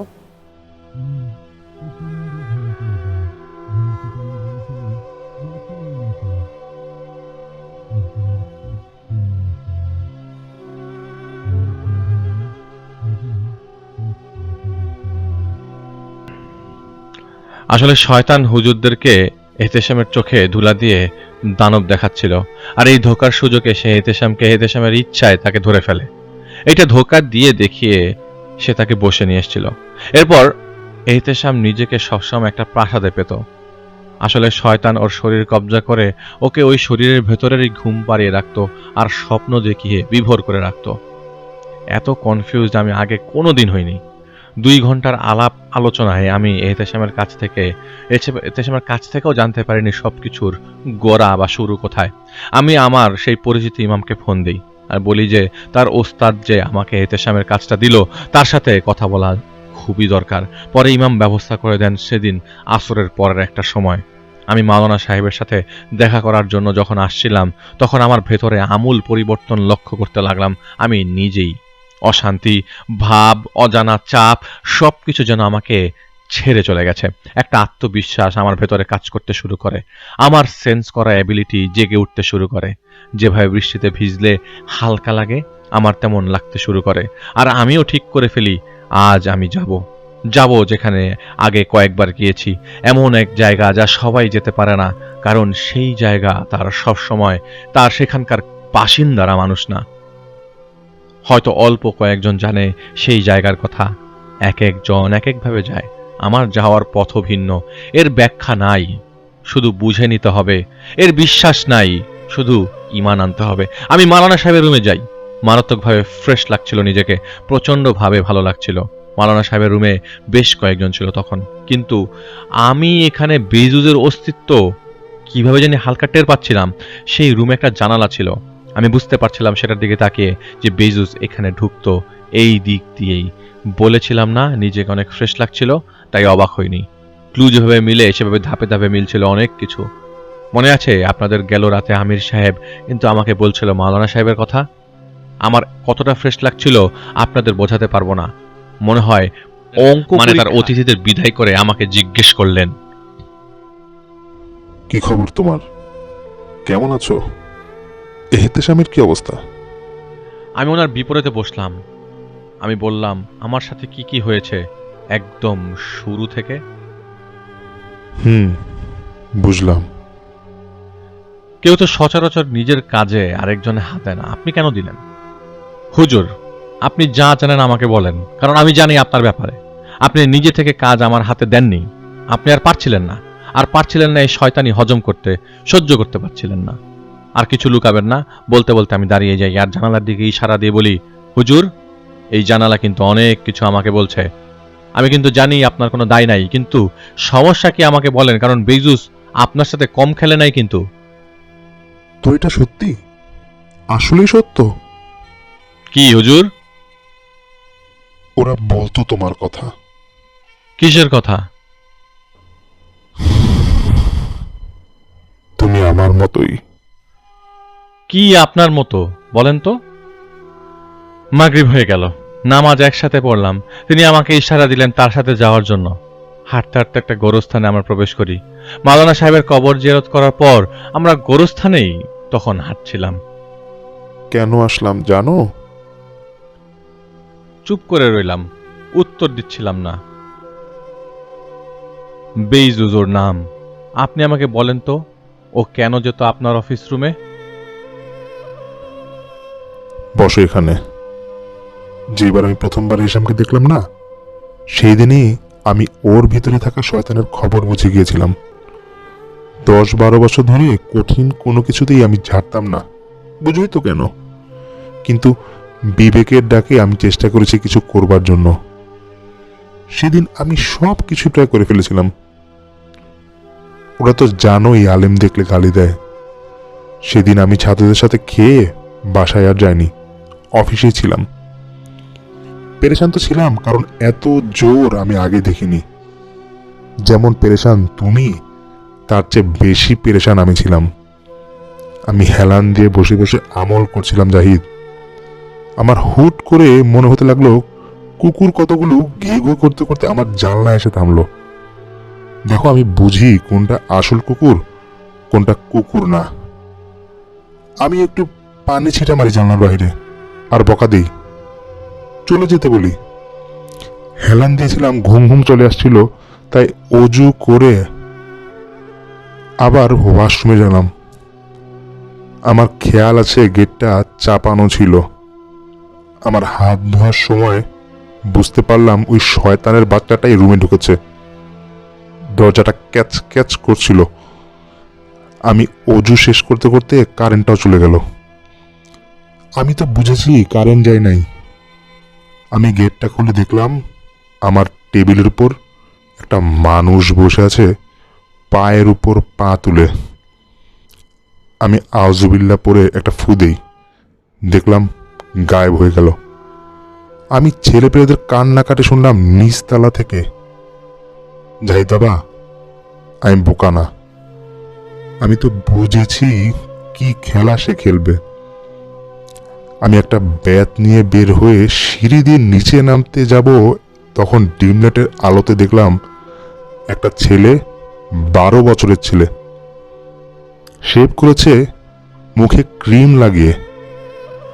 আমি পানির চিটা মারলে চোখ কটমট করে ব্লেড দিয়ে গলাটা কেটে দিল। থর থর করে কাঁপছিল ছেলেটা। এটা দেখার পর আমার মনে পড়ে আমার ছোট্টবেলার কথা। আমার এক চাচাতো ভাই এভাবেই থর থর করে কাঁপতে কাঁপতে মরে গিয়েছিল। শয়তান ইনসান সাথে পারে না, তার সাথে পারে না যাকে সে প্রভাবিত করতে পারে না। এগুলি দেখাবে তোমাকে তুমি যা দেখেছো, যা দেখলে তোমার ভিতর নড়ে চলে যাবে। এই বদমাইশ কিন্তু নাড়াইতেই পারে নাই আমাকে। আমি নিচে নামার পর দেখি চারপাশে রক্ত আর রক্ত, ছেলেগুলো মরে পড়ে আছে। আসলে কিন্তু ওরা ঘুমে আমাকে দেখছিল। আমি জানি কি করতে হয় মা কাটাতে, আমি তাই করছিলাম। আমি রাস্তার দিকে যে তাকালাম এদিক ওদিক, কাউকে দেখিনি, কিন্তু দেখলাম আমার অফিস রুমের ওই জানলাটায় বদমাইশটা ঝুলে আছে। আমি সিঁড়ি ভেঙে উপরে উঠি, আর ওর একদিন কি আমার একদিন এটাই ভেবে নিয়েছিলাম। উঠতে উঠতে দেখি আমার মেয়েটা ফাঁস দিয়ে ঝুলে আছে। বুকের মাঝখান থেকে এমনভাবে মাংস নাই যেন শির দেওয়াটা দেখা যাচ্ছে, হাত পা বাঁধা। মনে হলো শকুন ছিঁড়ে ছিঁড়ে কাটছে সবকিছু। লাঠিটা দিয়ে একটা বাড়ি দিতেই চোখ মেলে আমার দিকে বড় বড় চোখে তাকিয়ে লাফ দিয়ে নিচে পড়ল। আমি বিশ্রীভাবে গড়াতে গড়াতে আমার অফিস রুমে ঢুকে গেলাম।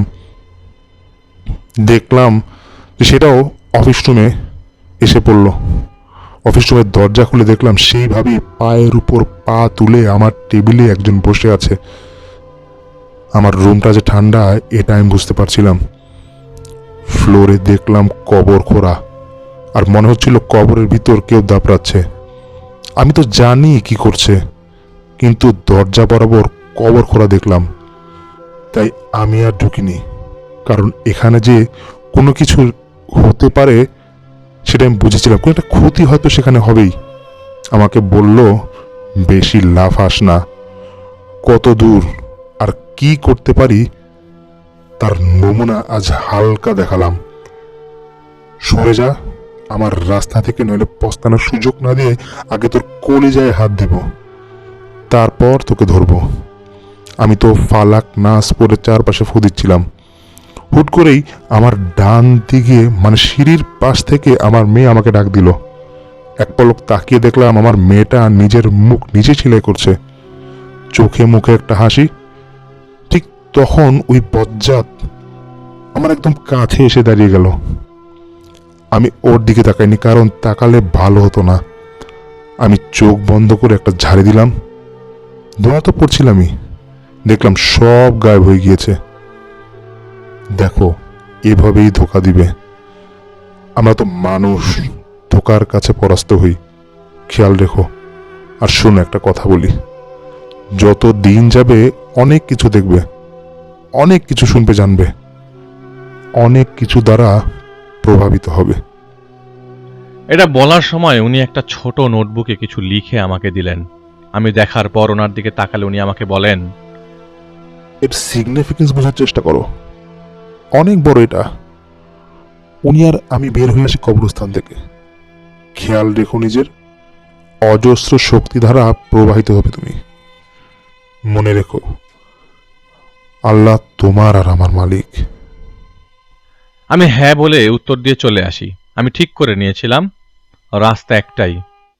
কি সেই রাস্তা, যার ব্যাখ্যা আমি আপনাদের আবারও বলছি, দিতে পারবো না। আমাকে জিজ্ঞেস করলেও আমি এড়িয়ে যাব। কিন্তু আমি চাইবো এই পথটুকু আপনারা আমার সাথে চলুন। অনেক সময় যা পরে সেই জায়গায় এসে পৌঁছাই আমি। সেখান থেকে এক এক কদম আমাকে এমন জায়গায় নিয়ে যাবে যেখান থেকে আমার আগে অনেকে যে ফিরে এসেছে, হয় সুস্থ অবস্থায় অথবা নিজেকে হারিয়ে আরেকজনের বশে চলে গিয়েছে। আমার থেকে 5 মিনিটের হাঁটা পথ সামনেই উঁচু একটি এলাকা। সেখান থেকেই পথ চলা শুরু হবে। টের পেলাম আমির সাহেব এসছে পিছনে দাঁড়ানো অবস্থায়, সাথে অনেকজন। আমি ওনাকে বলতে যাব তার আগেই উনি হাত দিয়ে থামার ইশারা দিয়ে বললেন, বুঝাতে হবে না, আমরা বুঝি। উনি আমার কাছে এসে আমাকে বললেন, খেয়াল রেখো যাতে একা আসো, বেশি ঝামেলা হলে ডাক দিও, চলে আসবো আমরা। আমি মাথা নাড়িয়ে ওনাকে হ্যাঁ বলি আর হাঁটতে শুরু করি। শোনো, ভদ্র আর সহিষ্ণু থাকার চেষ্টা করো পারলে। মনে রেখো, এটা শয়তানের ঘাঁটি। পথ দেখানোর মতো লোকের অভাব আছে অনেক।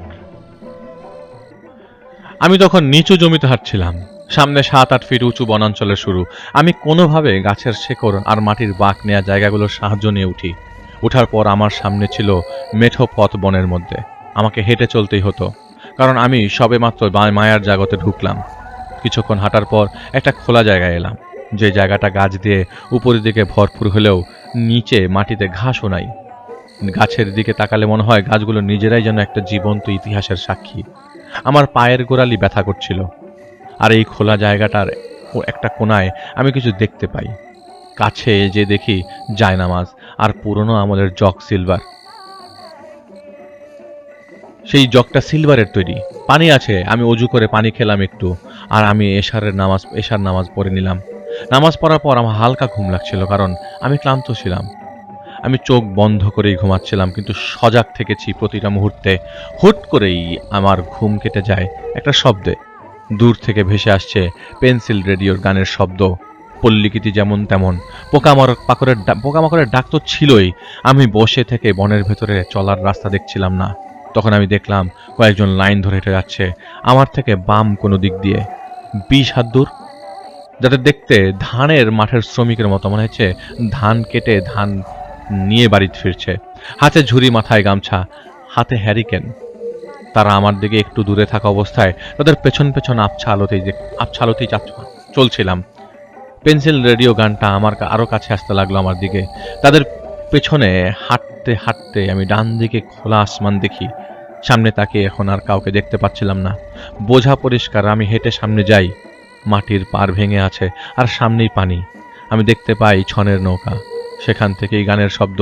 আমি ঘাটের দিকে নেমে যাই, আর তখন মনে হলো বাম দিকের উঁচু টিলা থেকে কেউ আমাকে দেখছে। এটা সেই মুহূর্ত যা আগের দিন আমি স্বপ্নে দেখেছিলাম। আমি নৌকা ভয় পাই, আমি পানি ভয় পাই, আমি উচ্চতা ভয় পাই, কিন্তু তখন সেই ভয় কাজ করছিলাম না। সেই ভয়গুলো কাজ করছিল না। ভয়কে আমি নিয়ে আসিনি সাথে করেই, আমার সাথে নিয়ে এসেছিলাম জিদ আর জোশ। বিসমিল্লাহ বলে নৌকায় ডান পা দিয়ে উঠে যেতেই আমি নৌকার উপর পড়ে গিয়েছিলাম, কারণ তাল সামলাতে পারছিলাম না। পেন্সিল রেডিওটা দেখছিলাম। মাঝে যেখানে বসে বৈঠা পায় সেখানেই একটা কাপড়ের উপর রাখা, তখনও বেজেই চলেছে। আমি নৌকার ছইয়ের ভেতর ঢুকে বসি, হাঁটু ভাঁজ করে। নৌকা বন্ধ করে বসেছিলাম, কারণ চোখ লেগে আসছিল ক্লান্তির কারণে। টের পেলাম একটু পর নৌকায় উঠল। ভয় সবাই পায়, আপনি আমি সবাই, কিন্তু কখন কে খেয়াল করেছেন ভয় পেলে আপনার ভেতরে দেবে থাকা কিছু ক্ষমতা কিছুক্ষণের জন্য সচল হয়ে যায়। খেয়াল করে দেখুন, ভয় পেলে আমার কানে এমন এক শব্দ আসে যা আমরা স্বাভাবিক সময়ে শুনতে পাই না। এমনকি একটা সুই ফ্লোরের পড়ার শব্দটাও আপনি তখন পাবেন। আপনি ভয় পেয়ে যাওয়াতে আপনার ভেতরে লুকিয়ে থাকা অ্যাবিলিটি প্রকাশ পাবে। চোখ এত বেশি দেখতে শুরু করবে যে একটা মশা 10 হাত দূর থেকে ঘুরলেও আপনি তা দেখতে পাবেন পরিষ্কার।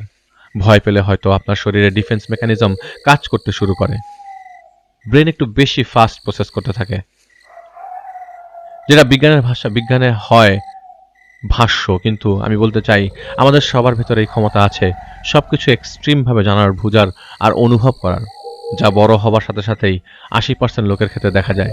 আমার ক্ষেত্রে ভিন্ন। আমি ভয় পেলে পাথর হয়ে যাই, আর জিদ আমার সেন্স করার অ্যাক্টিভিটি বাড়িয়ে দেয়। বেজুসকে ধরার আমার আক্রোশ ব্যক্তি পর্যায়ে ছিল তখন। নৌকার ছয়ের ভেতর বসে একটা ভাবছিলাম, তখন কেউ আমাকে জিজ্ঞেস করলেন, নৌকার মাঝি। परेशान क्यों हो बेटा? কিছু না, আপনার দিনকাল কেমন যাচ্ছে? दिन वैसे ही गुजर जा रहा है जैसे मेरे रब ने चाहा, वैसे ही हलचल बहुत बदल गया उस पार का पिछले रातों से। কেন? मालूम नहीं बेटा, मगर अब जब मैंने तुम्हें देख लिया तभी समझ गया कि जो भी हो रहा है यहाँ जरूर इसमें तुम्हारा कुछ है। আমাকে পারে নিয়ে যান। একটু পর বৈঠার একটা শব্দ হয়। बाहर आओ बेटा। আমি ছই থেকে বেরোতেই একটা উঁচু পাড় দেখতে পাচ্ছিলাম। আমি বুঝে গেছিলাম এসে গেছি। আমি নিচে নেমে যাই কাদা পানিতেই। মাঝে কি জানি বলল, সেটা এখন মনে পড়ছে না। जहाँ पर देखोगे ज्यादा कुत्ते भौंकेंगे वहां पर शायद वो मिल जाए जिसका तलाश तुम करने आए हो। আমি ওনার কথা শুনে মাথা ঝাঁকিয়ে উত্তর দেই, আমি যেই জায়গায় এলাম এটা 3 রাস্তার মোড়, গ্রাম্য রাস্তা। আর আমি কোথায় যেন দেখেছি এই জায়গাটা। আমার মনে পড়ছিল না তখন। কেমন যেন চেনা চেনা। বাম পাশ খাল, শুকনো খাল, তার পাশেই টিনের বাড়ি ঘর। এটা একটা গ্রাম। আকাশের আলোতে দেখলাম রাস্তার মাঝে একটা কবর খোঁড়া। কেন যেন মনে হচ্ছিল গাছগুলো আমাকে দেখছে। আমি হেঁটে এগিয়ে গেলাম সেই রাস্তার দিকে। কবরের প্রায় কাছাকাছি আসতেই একটা লাশ ধূপ করে ঝুলে পড়ে আমার সামনে। ভয় ভয় প্রশ্নই আসে না। আমি প্রচন্ডভাবে অ্যালার্ট ছিলাম তখন। ফাঁসে ঝুলে আছে একটা মেয়ে। চিনতে সময় লাগেনি আমার। নিথর হয়ে সেই নিথর দেহটাই হয়ে আছে। তবে তাকিয়ে চেহারার বাম পাশটা পচে গেছে, আর যেই পাশটা পচে গেছে সেই পাশটায় পোকাগুলো কিলবিল করছিল। লাশ খাওয়ার সেই পোকা, সেই চেনা পোকা। এই পোকার সব প্রাণীকেই খাবে। অবাস্তব কথা নয়, এটাই চিরন্তন সত্য। যেই রূপ শরীর নিয়ে এত আহ্লাদ অহংকার, তা মরার পরে এই অকর্মা পোকার পেটেই যাবে, কেবল আল্লাহর প্রিয় বান্দাদের ছাড়া। আমি দেখছিলাম ওর চুলগুলো খসখসে, গলার চামড়া পচে বড় বড় নার্ভগুলো পরিষ্কার দেখা যাচ্ছে। না, আমি দমে যাইনি। আমি জানি আমি কোথায় এসেছি। এটা মানুষ থাকার জায়গা না। আল্লাহু লা ইলাহা ইল্লাহু আল হাইয়ুল কাইয়ুম বলে একটা ফু দিলাম। ধপ করে নিচে পড়ে গেল লাশটা। একটু হলেও চোখের কর্নারে পানি এসেছিল আমার, কিন্তু ফোকাস হারায়নি। আমার ফোকাস তখনও সোজা। বলে উঠলাম, লা তাখুযু সিনাতু ওয়ালা নাওম। এর এক লাফে পার হয়ে গেলাম সেখান থেকে। পেছন থেকে ডাক আসলো। আমাকে ডাকছে। কে ডাকছে জানেন?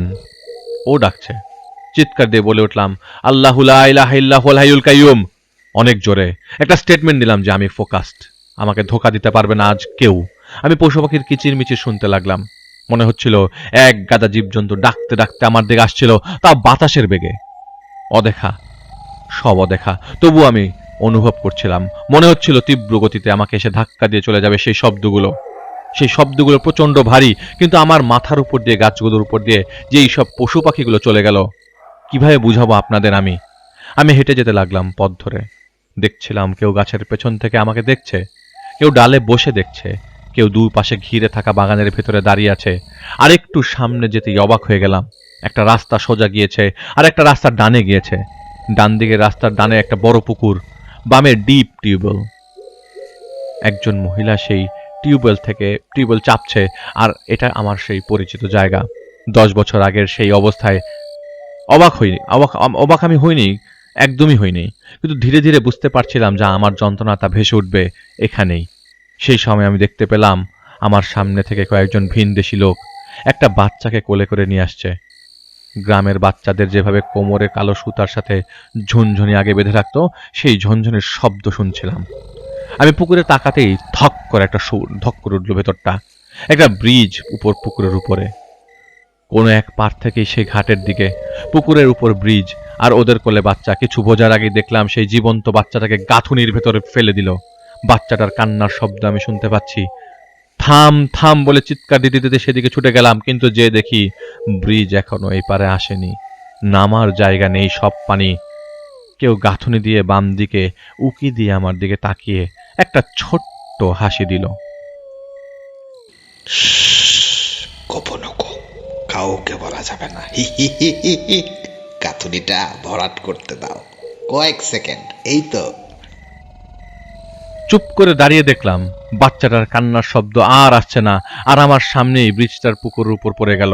পুকুরের পানি দুলে উঠল, পাড়ে এসে বাড়ি খেলো, মিলিয়ে গেল সবকিছু। কিছু কি মনে পড়ে? They took the brick and lock them up.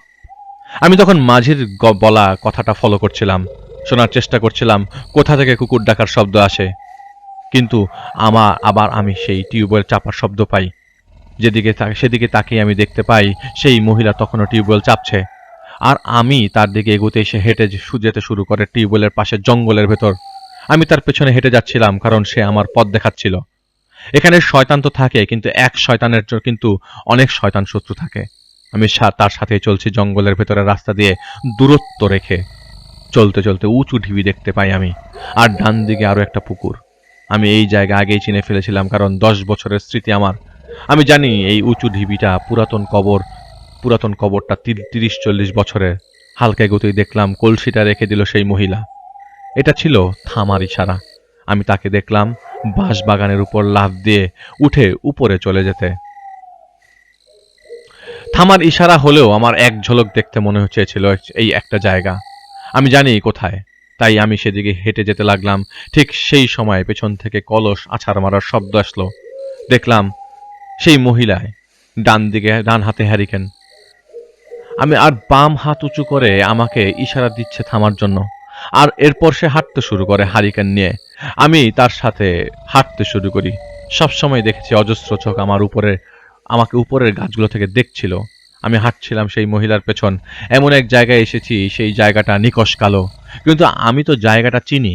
আর আমি প্রথমবার কুকুরের ডাক শুনতে পাই। সাথে সাথে আমার সেন্স কয়েক গুণে বেড়ে যাচ্ছিল। ডাক সামনের দিকে, যত এগোচ্ছি তত ডাকটা স্পষ্ট হচ্ছে। সামনের দিকে আলো দেখতে পাচ্ছিলাম আকাশের, আর ঠিক একটা তাল গাছের গোড়ায় এসে সেই মহিলা থেমে যায়, আর হারিকেনটা মাটিতে রেখে তাল গাছের পেছনে চলে যায়। সেই জায়গাটা নিকষ কালো একদম। সামনের রাস্তাটা আমার একাই যেতে হবে। আমি যে হারিকেনটা হাতে নেই আর হাঁটতে শুরু করি। সামনে এগোতেই অবাক হই, আমার সামনে আরো অনেক দূরে একটা পাহাড়, আর পেছনে তাকিয়ে দেখি নিকষ অন্ধকার আর শত শত উজ্জ্বল চোখ। এত পরিষ্কার জায়গায় হেঁটে যাওয়ার সময় উপরের দিকে তাকাতেই দেখি তারা খসে পড়ল, মানে উল্কা। কিন্তু সেই সাথে চোখে গেল সেই তারার দিকে, দিগন্তের তারার দিকে। চোখটা সরিয়ে নেই আমি দেখলাম হারিকেনটা নিভু নিভু হচ্ছে, আর 2 কদম যাওয়ার সাথে সাথেই হারিকেনটা আমার সেটা নিভে যায়। আমি সেই মাইনের খনিটাকে দেখতে পাচ্ছিলাম, যার কথা শয়তান আমাকে বলেছে, যার কথা এহতেশাম বলেছে আমাকে। আমি দেখতে পাচ্ছি কিছু লোক একটা ছেলেকে কাঁধে ঝুলিয়ে নিয়ে যাচ্ছে সেই মাইনের ভেতর। কিছু কুকুর সামনে ঘেউ ঘেউ করছে মাইনের দিকে তাকিয়ে। যেই কুকুরগুলো আমি দেখতে পাচ্ছিলাম, সেই কুকুরগুলো কেমন যেন করতে লাগলো। কুকুর ব্যথা পেলে যেভাবে কাঁদে, সেভাবে কাদার আগেই যেন মরে গেল। পিঠের হাড় যেন অদৃশ্য কিছু ভেঙে দিল, আর সেই সময় চিৎকার ভেসে আসলো। তাকিয়ে দেখি মাইন নেই, সেটা একটা টিনের বাড়ি। অনবরত চিৎকার আসছিল সেখান থেকে। আমি দৌড় দিয়ে ঢোকার সময় পায়ে চিপচিপ কিছু টের পাচ্ছিলাম। বুঝলাম এটা রক্ত। চোখ বন্ধ করে বললাম, মানজিল্লাজি ইয়াশফাউ ইনদাহু ইল্লা বিইজনিহি বলে একটা ফু দেই। এবার চোখ খুলে দেখতে পাই একজন মহিলা শুয়ে আছে, আর একজন লোক তার পেটে লোহা পুড়িয়ে তা লাগিয়ে দিয়েছে, আর মহিলা পেটের উপর পা দিয়ে দাঁড়িয়ে আছে বেইজুজ। বেইজুজ তাকিয়েছিল মহিলার পেটের দিকে, কারণ মহিলা ছিল গর্ভবতী। সেই সময়ে, ঠিক সেই সময়ে কন্ট্রোল হারিয়ে ফেলে ওর নাম নিয়ে চিৎকার করে বলি, বেইজুজ, হারামির বাচ্চা।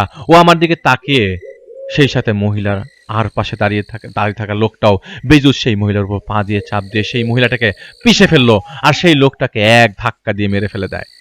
আর একটা শব্দ, যেন আশেপাশের সমস্ত পশু ডাকতে শুরু করে, মাথার উপরে শব্দ হতে শুরু করে বিভিন্ন প্রাণীর। আক্রোশের বসে একটা নিয়ম ভেঙে ফেললাম, আর তা হলো কোনো মানুষ এখানে এসছে তা ঘটা করে আমি সবাইকে জানিয়ে দিলাম। সেটা হচ্ছে ভুল, কারণ এই জমিনটা মানুষদের জন্য না। যেখানে আমি দাঁড়িয়ে আছি, এটা মায়ার খেলা দেখানোর জমিন, যেখানে শয়তান তাদের কর্মের ছাপগুলোর প্রমাণ এখানেই রেনে রাখে। আমি চারপাশে তাকিয়ে খেয়াল করে চিনতে পারি রাস্তাটাকে।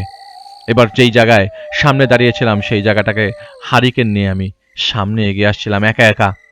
হারিকেনটা নিজেই জ্বলতে শুরু করে, কিন্তু সামনে নিকষ কালো অন্ধকার, শত সহস্র জল চোখ আমাকে দেখছিল, যেন সুযোগ পেলে আমাকে এখানেই ডাবিয়ে দিবে।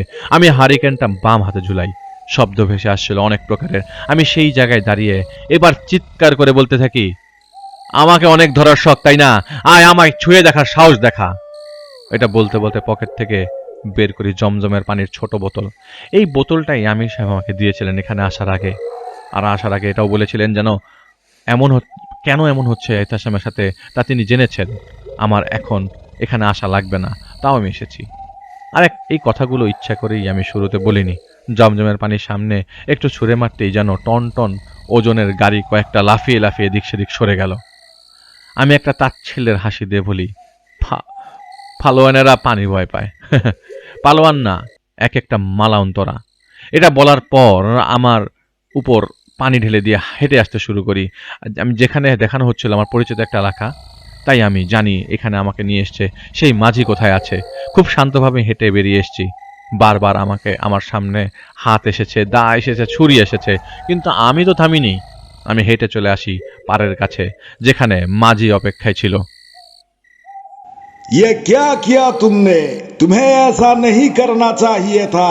पहले नाव में आ जाओ जल्दी। এদিকে আমার পেছন থেকে ভারী পায়ের দাবানির শব্দ আসছিল। সেই জন্য আমি কোনোভাবেই তাড়াতাড়ি নৌকায় উঠতে যেয়ে আবার উপরে যাই। আমি নৌকায় ওঠার সাথে সাথেই আমি টের পাই এসে পড়েছে কয়েকশো শয়তান সেই পাড়ের সামনে। আমি কিছু বোঝার আগেই সেই মাঝি নৌকার বৈঠা দিয়ে পানিতে একটা বাড়ি মারে, আর নৌকায় একটা বাড়ি মেরে বলে, ये मेरा सवारी और मैं अपना सवारी का ख्याल रखता हूँ। पास में भिड़ना भी मत। बेटा तुम सो जाओ, बाहर देखना भी मत। এদিকে আমি আসলেই ঘুমিয়ে যাই। ঘুমের মধ্যে আমি একটা স্বপ্ন দেখি। এই স্বপ্নটার কথা আমি বলতে পারবো না, কিন্তু এই স্বপ্ন সবাই দেখে না। আমি বুঝে গিয়েছিলাম সব কিছু। बाहर आ जाओ बेटा। আমি বাইরে আসি, তখন অনেকটা দূর। সেই ঘাটে যাই যে ঘাট থেকে আমি নৌকায় উঠেছিলাম। আমি নেমে যাই। बेटा दो बात अपनी जहन में रखो। कभी भी उससे भिड़ो मत जो तुमको चीर के फाड़ सकता है, और दूसरा, दोबारा अगर आते हो तो फिर कानून मत तोड़ना। এসব বলেই বৈঠা দিয়ে পানিতে দুইটা বাড়ি মারলেন। আমি আমার মতো হেঁটে বেরিয়ে আসি সেই উঁচু বন থেকে। আর বেরিয়ে এসে দেখতে পাই নিচু জমিতে আমির সাহেব আর তার সাথীরা অপেক্ষা করছে তখনও। আর আমাকে দেখে আমির সাহেব বুঝে গিয়েছিলেন কি হয়েছে। ওনাকে আমার বলতে কিছু হয়নি। চলার সময় আমির সাহেবকে জিজ্ঞেস করলাম, কি করব? দেখো, কোনো কাজ সব সময় সহজ হয় না।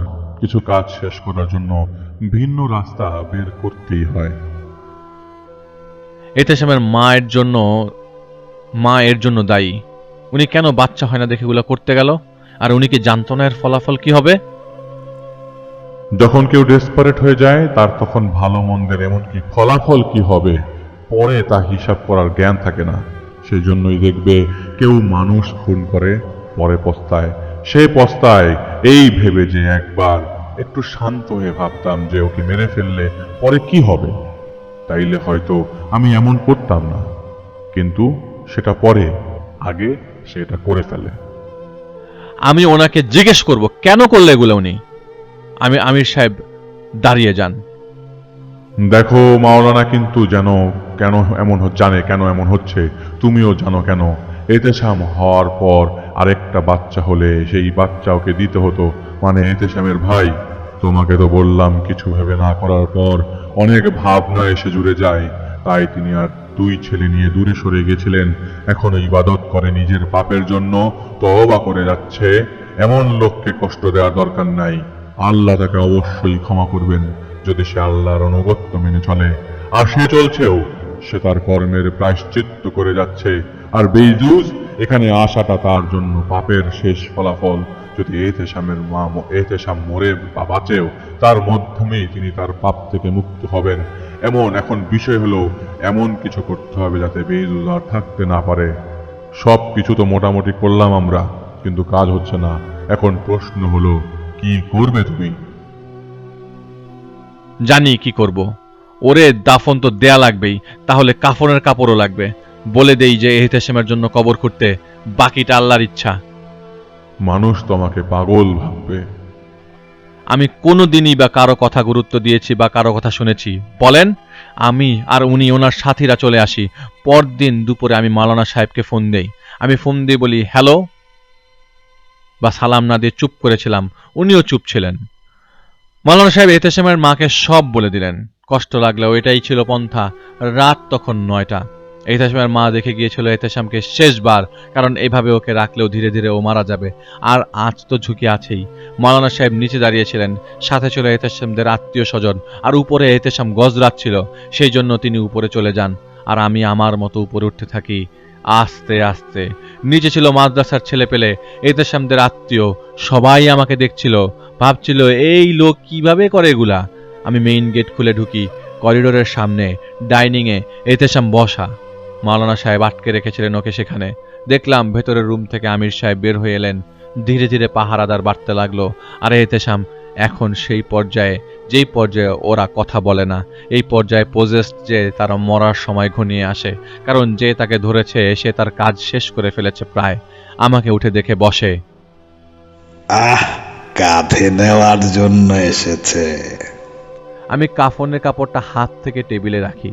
আমি মাওলানা সাহেবকে বলি, হুজুর ওর কানে কানে তওবা পড়িয়ে দেবেন একটু কষ্ট করে। আমি তো তওবা পড়ানোর যোগ্যতা রাখি না। মাওলানা সাহেব আমার দিকে তাকালেন একবার, এরপর তিনি এহতেশামকে তওবা পড়াচ্ছিলেন। বেইজুজ নাড়াচড়া করছিল পাগলের মতো। দেখে সাথে সাথে মাওলানা সাহেব একটা ঝাড়ি দেন। এত তাড়াতাড়ি হাল ছেড়ে দিলি? উফ, গরম লাগছে। এই তো আর কিছুক্ষণ, তারপর ফেরেশতা আসবে, ওকে নিয়ে যাবে।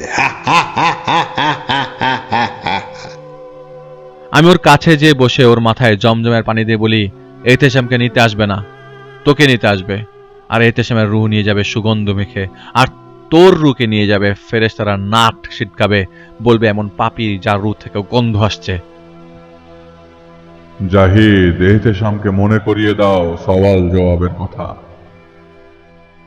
আমি মাওলানা সাহেবকে বলি, হুজুর এহতেশামকে মনে করিয়ে দেন একবার সওয়াল জবাবের কথা। মাওলানা সাহেবের চোখ আমি ভেজা ভেজা দেখছিলাম তখন। কাপা কাপা গলায় মাওলানা সাহেব বলছিলেন, এহতেশাম, শুনছো? এই 3 উত্তর মনে রেখো। তোমার দিন ইসলাম, মোহাম্মদ সাল্লাল্লাহু আলাইহি সাল্লাম তোমার আল্লাহর রাসূল, আর তোমার রব তোমার আল্লাহ। এটার সাথে সাথে এহতেশাম কাঁদতে শুরু করে, আর আমার কলিজাটা ধূপ করে ভার হয়ে যায়। আর আমার ইচ্ছার বিরুদ্ধে আমার শাহাদাত আঙ্গুল কাঁপতে শুরু করে। এটা দেখে আমি অবাক হয়ে যাই, আল্লাহর ইশারা এটা। আমি আর এহতেশামের দিকে কাঁপতে কাঁপতে থাকা আঙ্গুল দিয়ে বলি, আমি জাহিদ সাক্ষী দিচ্ছি বেইজুস কাফের। এটা বলার সাথে সাথে একটা ধুম করে শব্দ হয়। কি যেন হলো রুমের ভেতর। মাওলানা সাহেব নিজেও একটা অদৃশ্য ধাক্কা খেলেন, আমির সাহেবও ধাক্কা খেলো, তার সাথীরাও ধাক্কা খেলো। এটা তুমি কি বললে? আমির সাহেব তারা সবাই আমার দিকে তাকিয়ে আছে। আর এহতেশাম যে ছটফট করছিল সে বসে পড়ে ভয়ার্তভাবে আমার দিকে তাকিয়ে আছে, কেমন এক বিস্ময়ের চোখে। আর আমি আমার কান্না ধরে রাখতে পারছিলাম না। আমি কাঁদতে কাঁদতে বলতে লাগলাম, আমি সাক্ষী দিচ্ছি বেইজুস কাফের। আমার গলা আটকে যাচ্ছিল কান্নায়। মাওলানা সাহেব ওর দিকে শাহাদাত আঙ্গুল দিয়ে কাঁপতে কাঁপতে বলতে লাগলেন, আশহাদু আল্লা ইলাহা ইল্লাল্লাহ ওয়াহদাহু লা শারীকা লাহ ওয়া আশহাদু আন্না মুহাম্মাদান আবদুহু ওয়া রাসূলুহু। সবাই সমস্বরে বলছিল, ঈমানের জোরে বলছিল, একটা শব্দ হলো আবার, সেই সাথে সাথে এহতেশাম বলে উঠল আমার নাম। জাহিদ। যেন সে মাত্রই হুঁশে আসলো। সে দাঁড়ানো অবস্থায় ছিল। এমন সময় আমির সাহেব এহতেশামকে তড়িঘড়ি করে ধরতে যাবেন, সেই সময় একটা শব্দ হলো এহতেশামের শরীরের ভেতর থেকে। এহতেশাম পড়ে গেল, নাক মুখ দিয়ে রক্ত আসতে লাগলো। হাসপাতাল! মাওলানা সাহেবকে বলার আগেই উনি বুঝে গিয়েছিলেন এহতেশাম সেন্সলেস ছিল। ওকে হাসপাতালে নেওয়া হয়, সেখান থেকে আরেক হাসপাতাল নেওয়া হয়। পরীক্ষা করে জানা যায় ওর কিডনি একটা ড্যামেজ, সাথে সাথে প্যানক্রিয়াস ক্ষতিগ্রস্ত ইন্টারনাল ট্রমা থেকে। এহতেশাম সেন্সলেস। ডাক্তারি চিকিৎসা চলছিল, আর কিছু করার ছিল না। আল্লাহ যদি না যায়, আল্লাহ যদি না চায়, আল্লাহ যদি না ফেরান, বেইজুজ খতম। এর ব্যাখ্যা নেই। কিভাবে খতম? 7 মাথার অজগরকে আমি ধরাশায়ী করিনি, করেছিলেন আল্লাহ।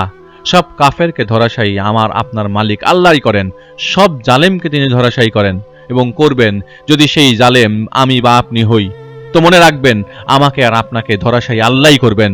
ওয়াতু ইজ্জু মান্তাসাও ওয়াতু জিল্লু মান্তাসাও, আল্লাহর হাতে ছেড়ে দিয়েছিলাম সব। এহতেশামের হুঁশ ফেরে কয়েকদিন পর, আজ এখন এহতেশাম সম্পূর্ণ সুস্থ। আমি এহতেশামের মাকে বলেছিলাম, আন্টি আমি জানি আগে কি হয়েছে, আমি ঘাটাঘাটি করব না সেটা নিয়ে, কিন্তু দেখেন আল্লাহ আপনার ডাক শুনে আপনার ছেলেকে ফিরিয়ে দিয়েছেন। এটা খেয়াল রাখবেন। এখন আপনার কর্তব্য কিন্তু অনেক বেড়ে গেছে। নেক আমল করবেন, ওনাকে খুশি করতে হবে, আল্লাহকে খুশি করতে হবে। এটুকুই বলেছিলাম। ঘটনার শুরুতে নিজেকে হারিয়ে ফেলেছিলাম, প্রচণ্ডভাবে পেরেশান ছিলাম। এখন যখন আপনারা শুনলেন ঘটনাটা, এখন এই মুহূর্তেও আমি পেরেশান। আমরা মানুষ ভুলের ঊর্ধ্বে নই। আল্লাহ ছাড়া কেউ আপনার না, উনি আপনার হেফাজতকারী। আপনারা এই পরিস্থিতিকে সেফ থাকুন। আজ আপনি ভালো খাবার খাচ্ছেন, পাশের ঘরে হয়তো কেউ খাওয়াই পাচ্ছে না। একজন আরেকজনের দেখভাল যদি আমরা এই ছোট ছোট ভাবে করি, তাহলে কিন্তু সেই তৃপ্তি আপনি পাবেন, এই দুনিয়াটা তৃপ্তি পাবে। রিকশাওয়ালা ভাইদের দরদাম করেন, এটা কিন্তু জুলুম। দিল যা বলে তা করার চেষ্টা করুন। গরিবদের সাহায্য করুন, তাকে কাজ দিন। তারও পরিবার আছে। নিজের 8 বছরের বাচ্চাকে দিয়ে 1 গ্লাস পানি আপনি আনাবেন না, কিন্তু 8 বছরের আরেকটা শিশুকে, যে গরিব ঘরের ছেলে বা মেয়ে, তাকে উপার্জন করতে হয়, তাকে দিয়ে ঠিকই বাজার অথবা সেই সব ছোট ছোট কাজগুলো করাবেন। আপনি কি ভাবছেন তার উপকার করছেন বিনিময়ে টাকা দিয়ে? নো, না, কোনোভাবেই না। আপনি জুলুম করছেন। এই জুলুমের স্বাদ আপনি পাবেন, আমিও পাবো। উপকার করুন, আর তৃপ্তির স্বাদ অনন্য। মুখ দ্বারা কাউকে কষ্ট দিবেন না, অভিশাপ কামাই করবেন না। আপনার আচরণ আর কেউ না দেখুক, আল্লাহ দেখছেন, উনি উত্তম প্রতিদান দেবেন। অনেক কথাই আছে ঘটনায়, তা বোঝার চেষ্টা করবেন নিজে। এতে করে আশা করি কিছু উত্তর পাবেন যা আপনি এখনো খুঁজে যাচ্ছেন। আসসালামু আলাইকুম, আল্লাহ হাফেজ।